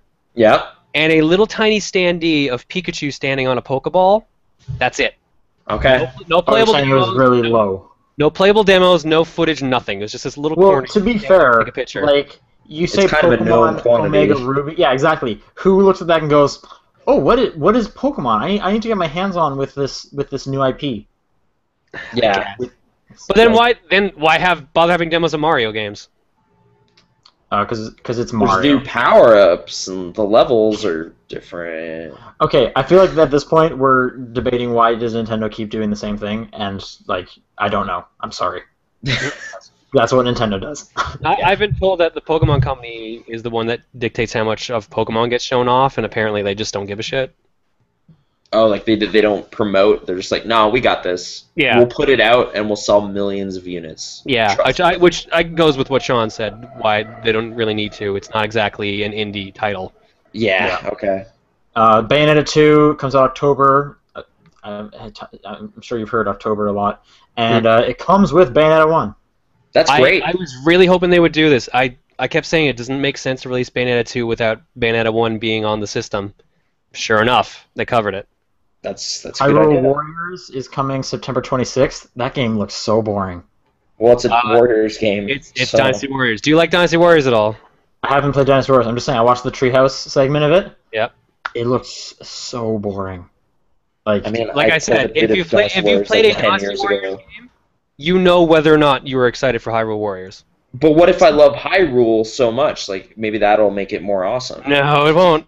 yeah, it is like you run over here and you hit a bunch. It won't be like, oh, it's that castle from Ocarina. Sweet. Hyrule Warriors was literally the demo I looked at. I'm like, yeah, it's a Dynasty Warriors spinoff. I know what I'm getting into. Yeah, I don't even need to play it to know exactly Nathan, what that you can is. play as Midna. What, dude? I didn't like that game very much. No, well, that's not what the Treehouse people told me. They told me that everyone loves Midna. A lot of people do Okay. actually like Midnight. That's probably the most thing that came out of Twilight Princess. Oh, What really? about, I thought that was another thing of them just saying everyone loves everything. No, despite no, them that's being actually based. not them being sarcastic. That's there's- actual. Yeah, Midna's the one recurring. Like, Link is a wolf, no one cares, but yeah, Midna. People seem up on that. But, okay. That's the They announced a new Kirby game coming 2015, Kirby and the Rainbow Curse. That Is was that- playable. 3DS or Wii U? That is Wii U. Claymation looking, and it's a sequel to Canvas Curse. Yep. It plays Oh, really good. dude. I liked it. Okay. That Canvas Curse was real good, so... And Like, and same everything looks thing? like clay. Like, this might as well be Kirby's Epic Clay. Okay. But with That's canvas. the art style. Yeah. The same control kind of stuff, like you're drawing on the screen. Exact same. Cool. I lost You know- my card for that, but yeah. Xenoblade Chronicles. Xenoblade 2015. Chronicles X. Oh, okay. Oh, so Because, this is because the the, game. the Wii game is called Xenoblade Chronicles. This is Xenoblade Chronicles X. Oh, I thought the X was just like the Xenoblade starts teaser with an X. name. No, Yeah. it's literally Xenoblade Chronicles X. Here's Okay, the so weird this is the thing. 10th one? No, yes, exactly. You've done Okay. it. It's a sequel. It takes place in this, or sort of sequel. It takes place in the same universe. They had it on demo there, but they only had it looping with a trailer. No controller was hooked up to the demo kiosk, but it kept flashing. Do you want to start a new game or continue? So it was very clearly like And there was fans there just shaking it, going, yes! yeah, pretty much. There was very clearly like if someone had a controller synced to it, they could have played the game. Weird. So it's just like, I'm going to go home, come back tomorrow with my Wii U gamepad, press the sync button, and hope for the best. Well, that's why the system was locked down. yeah, So okay. we could do that. Yeah. Huh. But mechs and stuff? Like, what's going on in this? Bits of like Xenosaga and Xenogears kind of creep into it. You have a giant mech you can use. You travel through space, I believe. I've Okay. only been following bits and pieces of it. There are people more qualified to talk about it than I am. Okay. Mr. Conroy, Mario perhaps? Maker? Yes. Yes. Mario Maker. Mario Maker. That was announced. We saw the leak. I played it. The cool thing, though, is you can change the art style from the 2D to the 3D. Not on the fly, though. I thought it was on the fly. Sort of. If you're in the Maker mode, you can switch between the two on the fly, but if you're playing the game, you can't. Okay. Unless the demo lady did not show me how to do that. But I played. Either way, that's cool. I What played is in both it- modes. Is it like tile sets from the first Mario Brothers, or Yes. were we way off base and it's all sorts of stuff? The current condition of it is tile sets from the first game, but very limited at the moment, which I assume is why it's a late 2015 release. Yeah, okay. Like you made a stage that was smaller in length than Mario 1, Mario 1 I mean. It did not let you actually go down pipes. What? Right, Okay. I heard that as well, yeah. And like you could do some weird things, like you could give wings to piranha plants so they could fly up and down. Like a piranha plant? Yeah, you could put them on top of a Koopa shell so they slid around or walked around on the Koopa. Actually, that's kind of awesome. You could do some you could do some cool things. It's also really themed like Mario Paint, so like the dog for like doing undo from Mario Paint's there. The logo's font is Mario Paint. The weird animations for deleting a stage are from Mario Paint. So Okay. they're doing like a really weird cross promotion with that game of all things. Well, it's just like, hey, creative stuff, Mario. We did that before on the Super Nintendo. Yeah, but like Put it it in Mario handled Maker. really well. It felt right, and it's really simple to use. So I think it'll get a lot of use when it comes out. And considering my history with ROM hacks, I'll probably have to do some coverage of it at some point. Okay. Well, yeah, like, I mean, what you were playing, you like couldn't even go down pipes and stuff. I was hearing the stages seemed really small, but that'll probably get expanded, hopefully, right? You can make giant, sprawling levels. Just keep going. Stupid giant gauntlets. Yeah. Maybe. But I don't know. Like so far what they're saying is you have to be able to beat the stage to save it. Oh, okay. That's a good idea. Yeah, I think they did that with some other creation games. They did like WarioWare and stuff like that. And B, they haven't said if like it's going to add in any of the other games, or if it's going to just be those two games, or if it's going to even bother adding in like multiple stages. Because you couldn't choose the length of the stage; it was literally locked in place for the demo. Yeah, that's a little disheartening, but hopefully that's just an early thing. I like Jeff Gerstmann's idea of you should make every Mario stage from the first Mario as one long scrolling Mario level. That would actually be kind of cool. That'd be like a crazy marathon thing. Yeah, that would be like just seamless Mario 1. That would be cool. Just the whole thing in one go. Then they also showed Splatoon and announced that. Yep, played it. What the hell? Like, I was seeing that word around on Twitter, and I was just like, what the hell is that? It sounds so silly. But Splatoon is Nintendo's new IP. It is at least the demo they had, a 4v4 paintball game, for lack of a better term. It's like an ink splatting game, technically. So it's a third-person arena-based shooter made by Nintendo.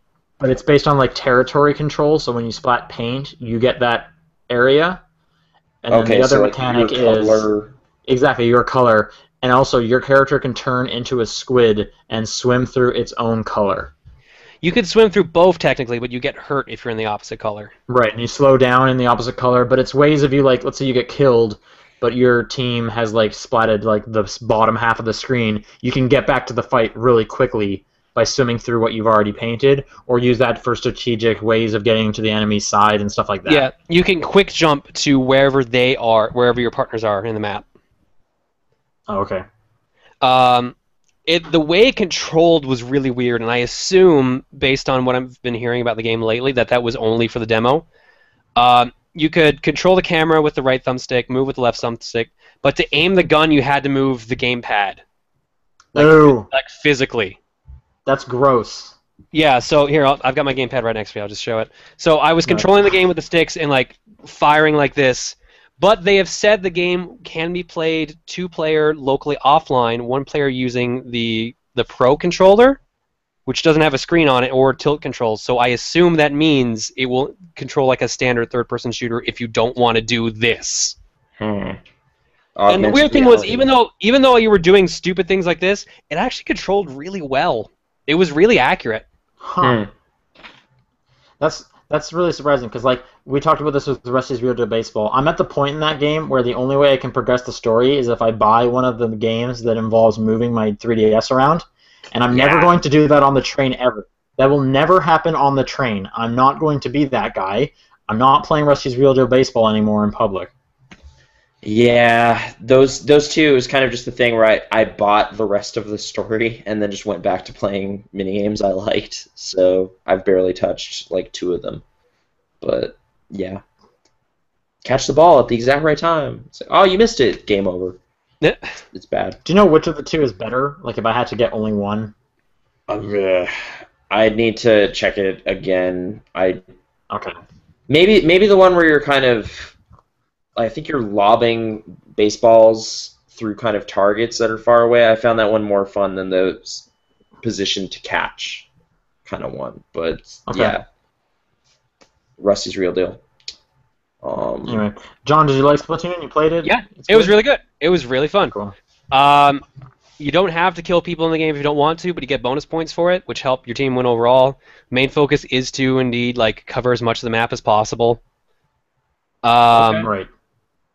Well, I got to play 2 rounds And of it's it. 2015.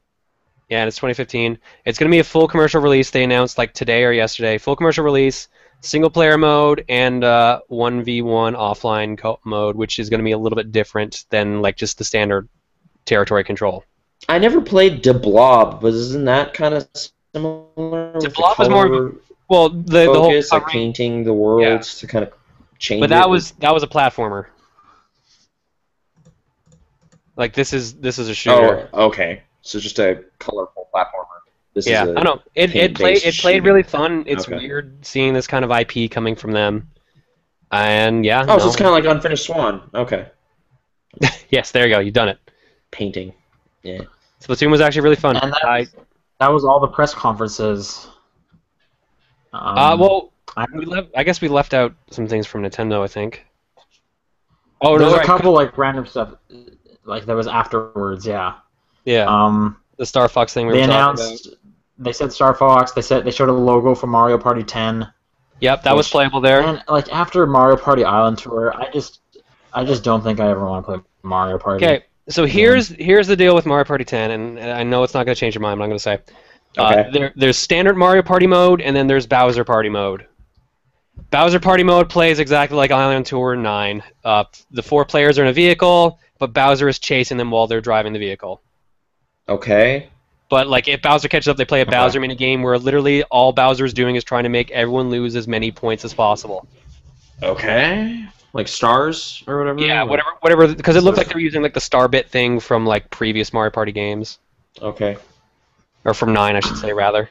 I didn't play And then Mario Party mode is classic Mario Party mode, where you're not in a vehicle, you're going around boards proper. So supposedly 10 is returning to form. But we didn't see that for sure. All they showed off at E3 were the minigames. It's kind of all lives or dies on the Nintendo had a few... Yeah. Nintendo had a few of their own like unfinished games they were showing there. Yep. I guess all these games are unfinished, but like super prototypey stuff. Project Guard, Project Steam, Project Giant Robot. Steam was the unannounced thing they showed at a press conference, like a private one later, a roundtable. Yeah, Steam is the new ones from Intelligent Systems that looks like a first-person like advanced. It's like from the Advance Wars team. It's another tactics thing they're doing. It is Valkyria Chronicles, basically, if you've ever played that series. Yeah, it is a steampunk team where apparently if the U.S. didn't secede from England, and now you're a secret task force led by President Lincoln to fight aliens. Nathan, the joke I was saying on Giant Bomb a lot was this is literally Lincoln Force. Yeah, I guess that's what that was in reference to. I didn't look up what the connection was, but we were saying Lincoln Force effectively is a thing, and it was like, okay, great. And it's not Conduit 3 or whatever, so... Right. Yeah. Project Guard and Project Giant Robot. Were they the same thing? No. I played them both. Project Guard was basically you have a gamepad with 10 cameras, and you see the... You're right. They're separate things. I saw them both. That's right. You're right. Yeah. So you had 10 camera feeds, and you had to you could go to one, and you had to aim a gun with the camera to try to shoot these robots trying to break in your base. Okay. On the gamepad, you had a radar that showed off certain enemies. Yeah, it's a single-player tower defense game, basically. But you can't possibly But you're not building structures. You're just kind of jumping around to entry points. Yes. And you can't see everything. Like, not everything shows up on the radar. There's stealth bots and stuff like that. So people behind you had to, yell out, you should go to camera 3 because there's a stealth bot there. Like, there's a tank bot. So it's a weird It's like a mini game from Nintendo Land where you had to like just jump between cameras to try to defeat all these special robots. It seemed alright, but it doesn't seem like it's gonna be a full thing. And Project Giant Robot. I don't know what it'll be. Giant Robot was not fun. It's like you have to put. Yeah, you have to like push the person over. Like you're two giant robots in a city, and your goal is to just knock the other one over. It was a sumo wrestling just kind of game like running with into giant robots. You chose like the height, the width, the depth of all your robot pieces. You chose what the pieces were, and you had to like choose your weight strategically to like play well. You move super slow and clunky. You attack slow. I hated it. It looked super clunky. It looked so clunky and you like the way you look is by tilting the thing. Like it looked really like not fun. Yeah, no, they've got to bring that one back to the drawing board. Yeah, those are prototypes. So. Yeah, well. Wait, that wasn't all. That was just the Nintendo extra news, right? There was more Tomb Raider stuff. Well, there was more Nintendo stuff too. We didn't even. Oh yeah, we already brought up the Guardian Light sequel. Devil's Third. Devil's Third is a Wii U exclusive. That's the game made by Tomodachi Itagaki, the guy who brought back Dead or Alive and Ninja Gaiden. Oh, okay. So that's confirmed to be a Wii U exclusive now. Pac-Man is confirmed for Smash Brothers. Oh right, yeah, I did see that going around. That was fun. Yeah, and I think by default, so was Game & Watch was also confirmed. Okay, sorry, I think I know the question was already going around about Pac-Man, but is it just classic Pac-Man, or is it like legs Pac-Man? He has legs. It's what version of Pac-Man would I? It's Pac-Man World Pac-Man. But some of his moves will turn him into like classic Pac-Man. Okay. Yeah. Huh. His like smash attacks, from what I saw in the trailer, like summon like the classic 8-bit ghosts and stuff like that. Okay. Or power pellet stuff. Yeah, I have a feeling like his final smash is just going to be giant Pac-Man, like giant 8-bit Pac-Man. Gotcha. Probably, yeah. And I guess Star Fox stuff we talked about. Star Fox stuff, yeah. Adapter, I saw that going around. That's great, but that was announced beforehand, and they had it there. It worked really good. Like, just people are like, no, this gamepad was great and it's perfect for this game. Just make that a reality. So is Nintendo going to get in on this hot like GameCube controller market again and just make those again? Supposedly PDP is going to be doing that actually. Oh, so it's just an officially sanctioned. Yeah. Yeah, I guess it would have to be. Okay. Cool. But yeah, there's a bundle that you can get for Smash Brothers that comes with the adapter and one special Smash Brothers marked GameCube controller. Will the Wavebird work with That's it? $100. Yes, Wavebird has been confirmed. Okay, great. $100 for the adapter? With the game. No, that's for the bundle where you get the controller, the bundle, and the game. Oh, gotcha. Okay. Cool. I don't know. Is that E3 this year? Is that the stuff? More or less. Like, I've got the list of games I played. Okay, was there some stuff that was, hot, awesome business? Or like, oh man, you gotta pay attention to this. Let's see. Everything. Change games forever. Smash Brothers we talked about. Yoshi's Woolly World we talked about. Splatoon we talked about. Mario Maker we talked about. Project Guard we talked about. Mario Party 10 we talked about. Giant Robo we talked about. Kirby and the Rainbow Curse we talked about, which is really good. Still gonna say that. Yeah, sounds cool. Yeah. That's all the Nintendo stuff I played by the looks. In the Sony booth, I played through an indie game called Axiom Verge, which is a Metroid-style game.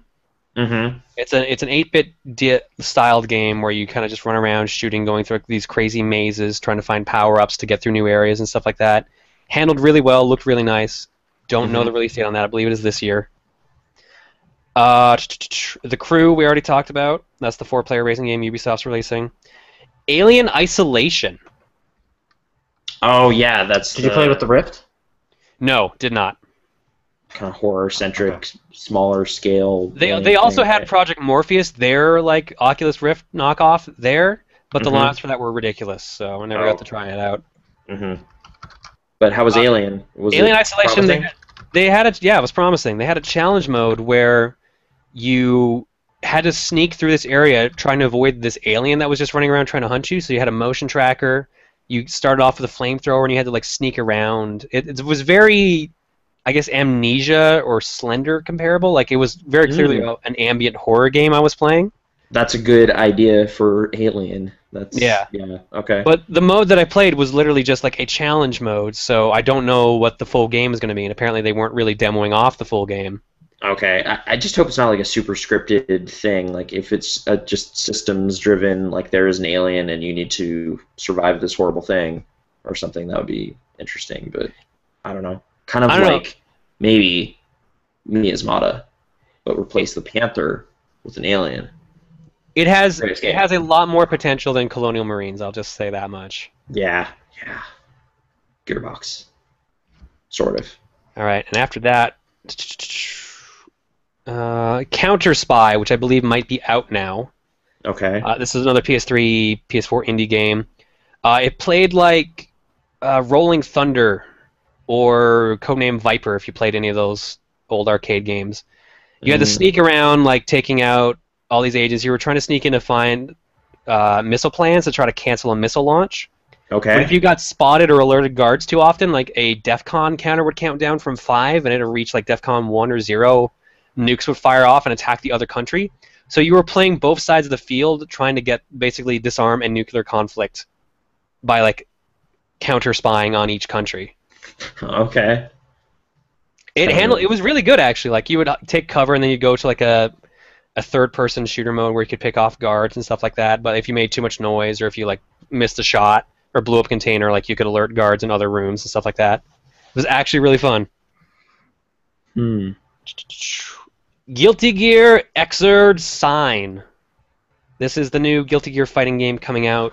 It's already out in arcades, coming out for PS3 and PS4. Okay. They had more characters available there than I remember hearing were even out for the game in the first place. They had, I think, 16 characters playable there. I just played a couple that I knew. So Saul, Kai, Mei, Chip. Handles really good, feels solid like the old Guilty Gears, but looks really nice. Like, holy cow, that new art style is awesome. Really good game, handles really well. Recommend it if you're a fighting game fan. LittleBigPlanet 3 we already talked about. Then I went down to their weird section off, like somewhat indie area, and I played N++ and Gallic Z. Okay. N++, yeah. Yeah, N++, the sequel to N++. I played so much of both those games. Like it is plays the exact same, but they added some new features. N was like the game at like my school for like my elementary school for the longest time. I played so much N, and I played like all of N+. Just collecting gold. Nazis. Oh yeah, ninjas love gold. Exactly. Sean, do you remember like these weird like nodes that if you walked past them they turned into like a spike mine? I don't remember those in the first game. No, but I'm sure there's lots of things I've forgotten. Yeah, like they had. Do you remember there being like a shadow clone that followed every? That's new. Movement? I know that one's new. Okay, so that they had a new shadow clone. They added, I think, these like trip mines that you could activate once you walk past them or touch them. But it handles like old N. It played really good. If you like the N or N+, super hard. Still super difficult. Yeah. Yeah. All right. Good. Gallic Z is, and this is probably going to date me right now. If anyone's ever played Subspace, then you'll know what to expect. I don't know what that means. So. All right. I've been hearing about Gallic Z though. Yeah, Gallic Z, you fly around in this one spaceship. I believe you only have one life. You control like your thrust and the way you're turning and stuff like that, the weapons you fire, and you have to do all these missions while going through like these mazes and fighting like these different factions. There's these two other factions that attack you. If you get them close enough to each other, they'll start fighting each other, and you can sneak away, or you can just try to blow everyone up. It's a good old-fashioned like top-down spaceship shooter that handled really well. Cool. Let's see what else we got here. Play Night in the Woods. Did you see that? I did not see that. Okay. That's the new Alacaloca of Aquaria, I guess that's the name, right? I did. Yeah. I wouldn't say played this. I did watch someone else play a game I'm sure you're interested in. Dark Dreams Don't Die, D4. D4. Is that Sweary? Kinect? This is the new Sweary Kinect game. No, it has controller support. Does it? Yes. But is it Because that also seems like the Kinect? entire point of the game is Kinect. I want They weird. announced it Kinect has controller stupid. support. Okay, but what is it? What happens in it? It is an adventure game where you play a former police detective who is trying to solve the murder of his wife. Mm-hmm. And it's a weird. He has this superpower that he didn't really divulge into during the demo. Okay. But the way you moved around, Sweary knows. I don't know. It's Like- going to be a super weird game. Well, superpower detectives, yeah. But here's the thing: like you wake up out of like this bathtub, you walk around, go to your desk, like read all this information. Like you had the dude who was playing was like swipe to move like to the next screen, and then like you hold over a certain area to move forward. The Kinect movements actually seemed solid. It wasn't like the guy who was playing was not a demo guy; it was just a random player. Okay. And like he would read over all these case files and stuff, like the actual detective parts of Deadly Premonition. And then he went into the kitchen, started like reminiscing about things, and then suddenly his door opened, and a girl dressed as a cat jumped in the room with a mouse in her mouth, attacking your main character, and you had to do all like these action moves to like block all the attacks and catch the mouse. And then she jumps on him. Okay. And she's like, "This is Amanda. She just showed up at my door a couple weeks ago. She's a little weird, but she goes outside and does grocery shopping for me, so that's what keeps me... It's great, because I'm always stuck here, like, looking over this case. And that's how the demo ended. Great. Way to introduce a character. Yeah. All right. It's going to be a weird... It's going to be a sweary game, basically. Yeah. That's an Xbox One system Good. seller right there. That's... that... It's like that and Quantum Break, or like... Actually, yeah, where was that game? Was that there in any capacity? No. Not that I heard. Not even. All right. I'm curious about that one, but okay. The Xbox area actually had a lot of indie booths set up, too. Like, I've played Hyper Light Drifter. Okay. But for some That game reason... was also cool. Looks cool. Yeah, like there was no control settings there, so it was just in like some weird survival mode where you're just kind of like protecting this one area. Played really good though, I liked it, but it was just a little confusing. I saw other stuff there. I saw threes. I saw shit. What else? Just basically name an indie game you can think of, and it was probably there. Like, Ori. was that Capybara game there? The one, they're like, right? Weren't they making some sort of like weird journey, like a Hello? Dark Souls-esque indie game Hello? kind of thing? Hello. I believe that was there, but it had a decent lineup. It's below. I'm not saying hello. Oh, I thought you said, hey. I was like, yeah, below. You're right. That is what that's called. Okay. I played Borderlands the pre-sequel. Okay, That is Borderlands, great. but with space. Right. So you have to manage an oxygen meter as well now. Right. You can double jump. You have to open up like these different areas to like get oxygen flowing in the area, and all the new classes have like these new abilities. They only had 2 of the classes playable. Claptrap was not playable. They basically had. I haven't looked into this at all. Is there a new Siren yet? I don't know. I just want to play as a Siren again. I don't think this. I think this one's not going to have a siren. Oh man. Okay. Because the Commando played like a weird mix between like the Necromancer and the Commando. I don't remember what his actual class name was, and the female character who was playable as well. I forget if she had siren-esque abilities or not. The person who was playing in my demo as that character was not doing much. So, but that's Borderlands. It comes out on 360 PS3 this year. If you like Borderlands, you will like that game. That's some Borderlands-esque Borderlands. Cool.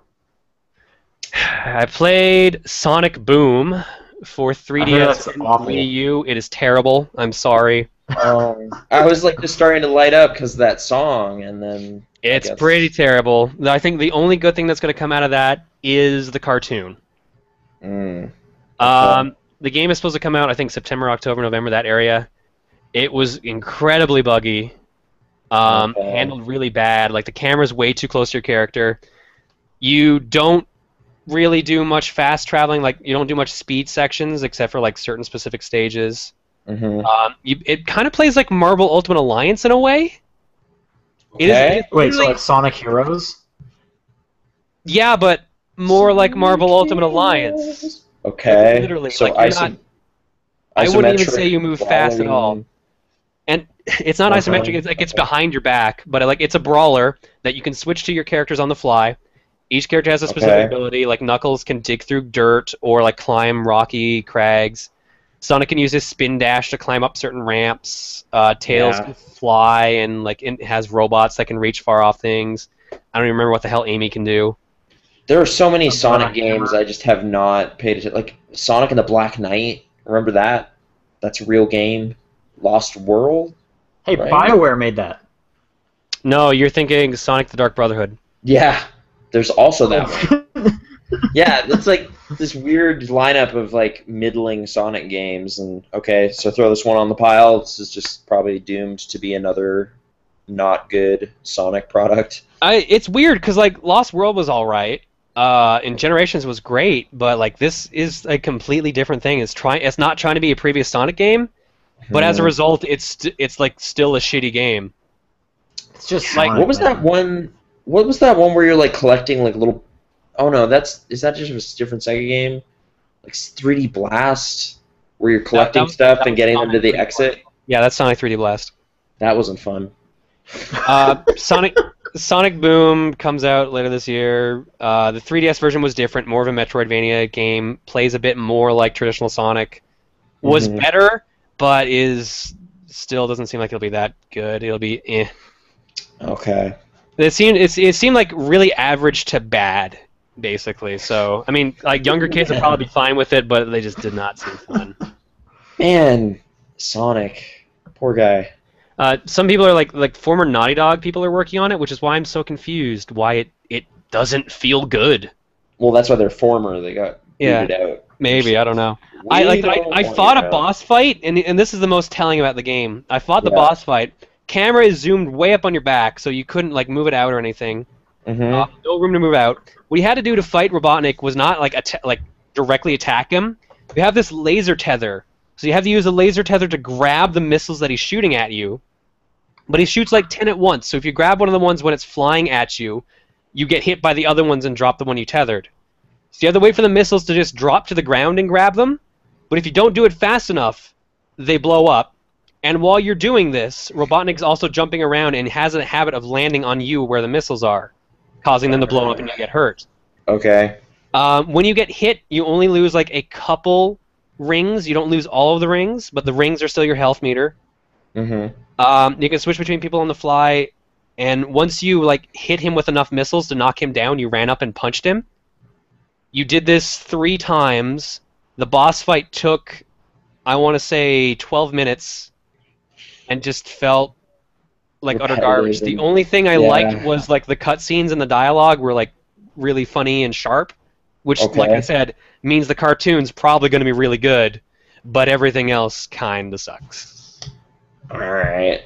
So maybe it's like we got some Naughty Dog writers or something. And then that's really beefed up, but gameplay-wise, like I feel bad. I wanted it to be good, but based on what it is right now, it's not going to be there.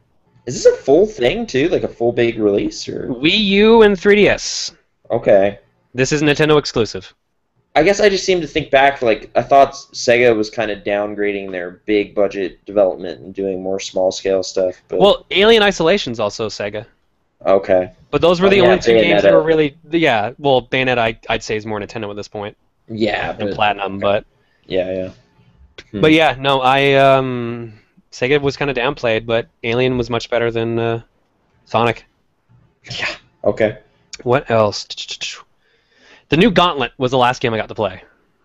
Is that good? It's the Magic of People, right? So I don't know if it is the Magic of People or not. Just a reminder to watch that Magic of 2 trailer. But I'm like, who's making Magic 2 then? If Magic of People are making Gauntlet, like maybe I mixed up what's going on. But... Gauntlet's also out in like 3 months. Okay, so maybe they're almost done starting Magic 2. Maybe. But really solid game.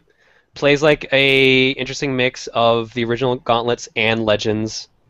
Okay. Every character has like 3 different attack buttons instead of just the one. You can still use the items in their equipables. Does it the say usual- it needs food badly and all that Yep. kind of stuff? You can Okay. still shoot the food. Okay. The cool thing about the wizard class I saw, if anything, was that like you have 3 elements. You have like lightning, water, and fire, and you can combine the buttons. So like if you press like water, fire, lightning, you'll get a different attack than you would if you did like 3 lightnings or stuff like that. So that like they seem like they're actually trying to vary the classes up a bit. Valkyrie could like actually block, can throw a shield like Captain America, and has like light and heavy attacks. Barbarian just runs in and starts spinning around in circles. Elf was basically you stand far away and like snipe as much as you can, because if you get in a proper conflict, you will get destroyed. We got killed off really fast in the demo, but like you could either wait 15 seconds to get back in, or you could spend your gold to buy yourself back into the stage. And like when we got to stage 6, a boss fight appeared, but that's where the demo stopped. I guess So- like the kind of hurdle with those is like they're arcade mentality games at the core. So I don't know how you like. I played through the GameCube Legends port or whatever and had an okay time, but it was pretty mindless, stupid stuff. Like, is it really finite lives or something, or more nuanced gameplay? Like, how are they making this more fun? I don't know. Like it's faster paced is the best thing I can say. Okay. That's really it. It's still like Gauntlet, but faster paced and there's like more enemies to go through. It just seems like more. Okay. But like they were promoting that game pretty heavy because they had like a food truck outside with the hashtag "Need Food Badly" written on the side of it. Okay. Just stuff like that. They were giving out Gauntlet shirts, but unfortunately I got there too late. I got a Dying Light shirt instead. Oh, that zombie game? I heard that was Yeah. supposed to be cool too, though. They had that on demo there, but I didn't get a chance to play it. Same with like Lego Batman 3. And then they had a theater where like there were no playable demos of Arkham Knight or Mortal Kombat 10, but if you got into this trailer, you could watch people do it. But like they had like You mean times. Mortal Like, Kombat X? yeah, sorry, they for some reason keep calling it Mortal Kombat X. No, that's the real name. What's Yeah, 10? but it's actually Mortal Kombat 10 too, so they're just going like they're doubling in But on I'm it. saying like the official name is X. I know, which I think is stupid. You know. Oh crap. But yeah, no, that is pretty much my E3 experience. So best E3 ever? Was it? I don't know. Was it good? I don't know how I feel about this E3 because a lot of companies that were there just kind of weren't showing off things. Like Konami had a giant booth, but half of the booth was empty space, and the only games they had were Metal Gear Solid 5 and a soccer game. Right, I heard that. Okay, well I got a question for you guys. Yeah. John, what was your game of the show? And Nathan, from what you just heard, what's your game of the show? I'll let John go first. I'll think about it. I wish I could have played it, but I'm gonna say Evolve. Evolve was my game of the show. Okay. All right. Because what I saw of it, watching like the tournaments going on, made that game look really fun. I mean, it's like if you could already go into something interested, like D4 sounds pretty cool. But that's just because of who's making it. But dumb Kinect gimmickery, that could be fun. In a really silly way. That's, sure. I'll go with that. I'll just go with that.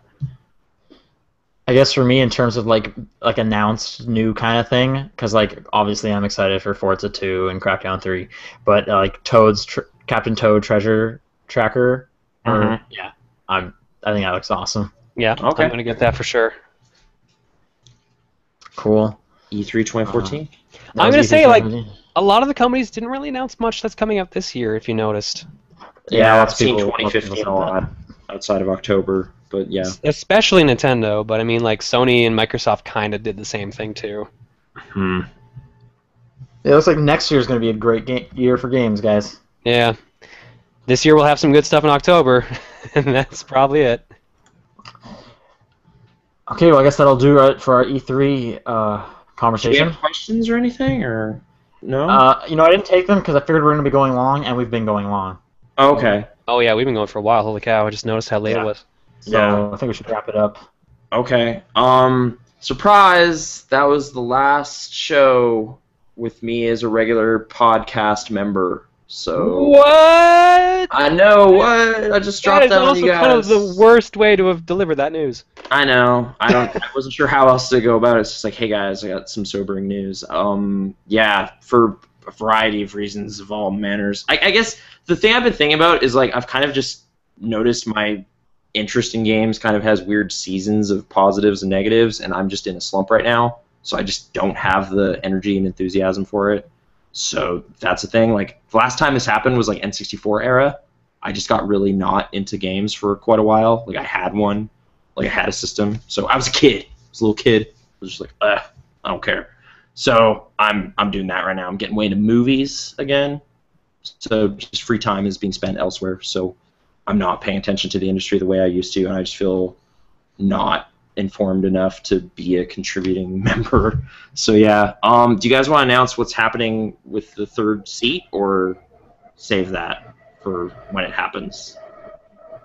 Balls in your court there, Sean. I don't care. Okay. We've invited Paul, as friend of the show on your other podcast, which you're still doing Pixel Response podcast, right? When we can, with our so we invited, work schedules. But yeah. Right. So we really like having 3 people, so it looks like Paul's probably going to be taking Nathan's spot. Yeah. And that'll be, and so we're actually going to, because of work schedules, we'll be switching the day again when we do this back to Thursdays. So you'll actually be getting another episode later this week on Thursday. Yeah. Just with no Nathan anymore, and Paul will take that spot. Yeah. So there you go. And like last game of the week ever by default is Tomodachi Life. So I'm sorry, you guys. You did it. Really Tomodachi Life has accomplished it. Yeah, you made it on the list by default. That's how it happens. So, yeah, thanks for having me these past years. I mean, we made this happen as a collective thing, but I don't know. I'm not in it right now, game-wise. So, good luck. This is a really All somber right, well, ending on that to the note, E3 we'll be episode. back later on. Yep. See you guys on Thursday. We'll see you guys on Thursday. I could see you guys, but yeah, exactly. Let's not write him off. Like he's gonna come back for some episodes, I'm sure, right? Yeah, guest stuff though. Like I'm being demoted in status from regular person to occasional appearance, probably. So yeah, that's just how it is. There you go, June 22nd. Woo! 2014, top-down perspective. Wait, that's how you play it off. Well done, sir. Yeah, You've accomplished it. You've done it. And then all right. Stage left. Anyways, so yes, John, I, and Paul will be back this Thursday, and so we'll talk to you guys then. See you later.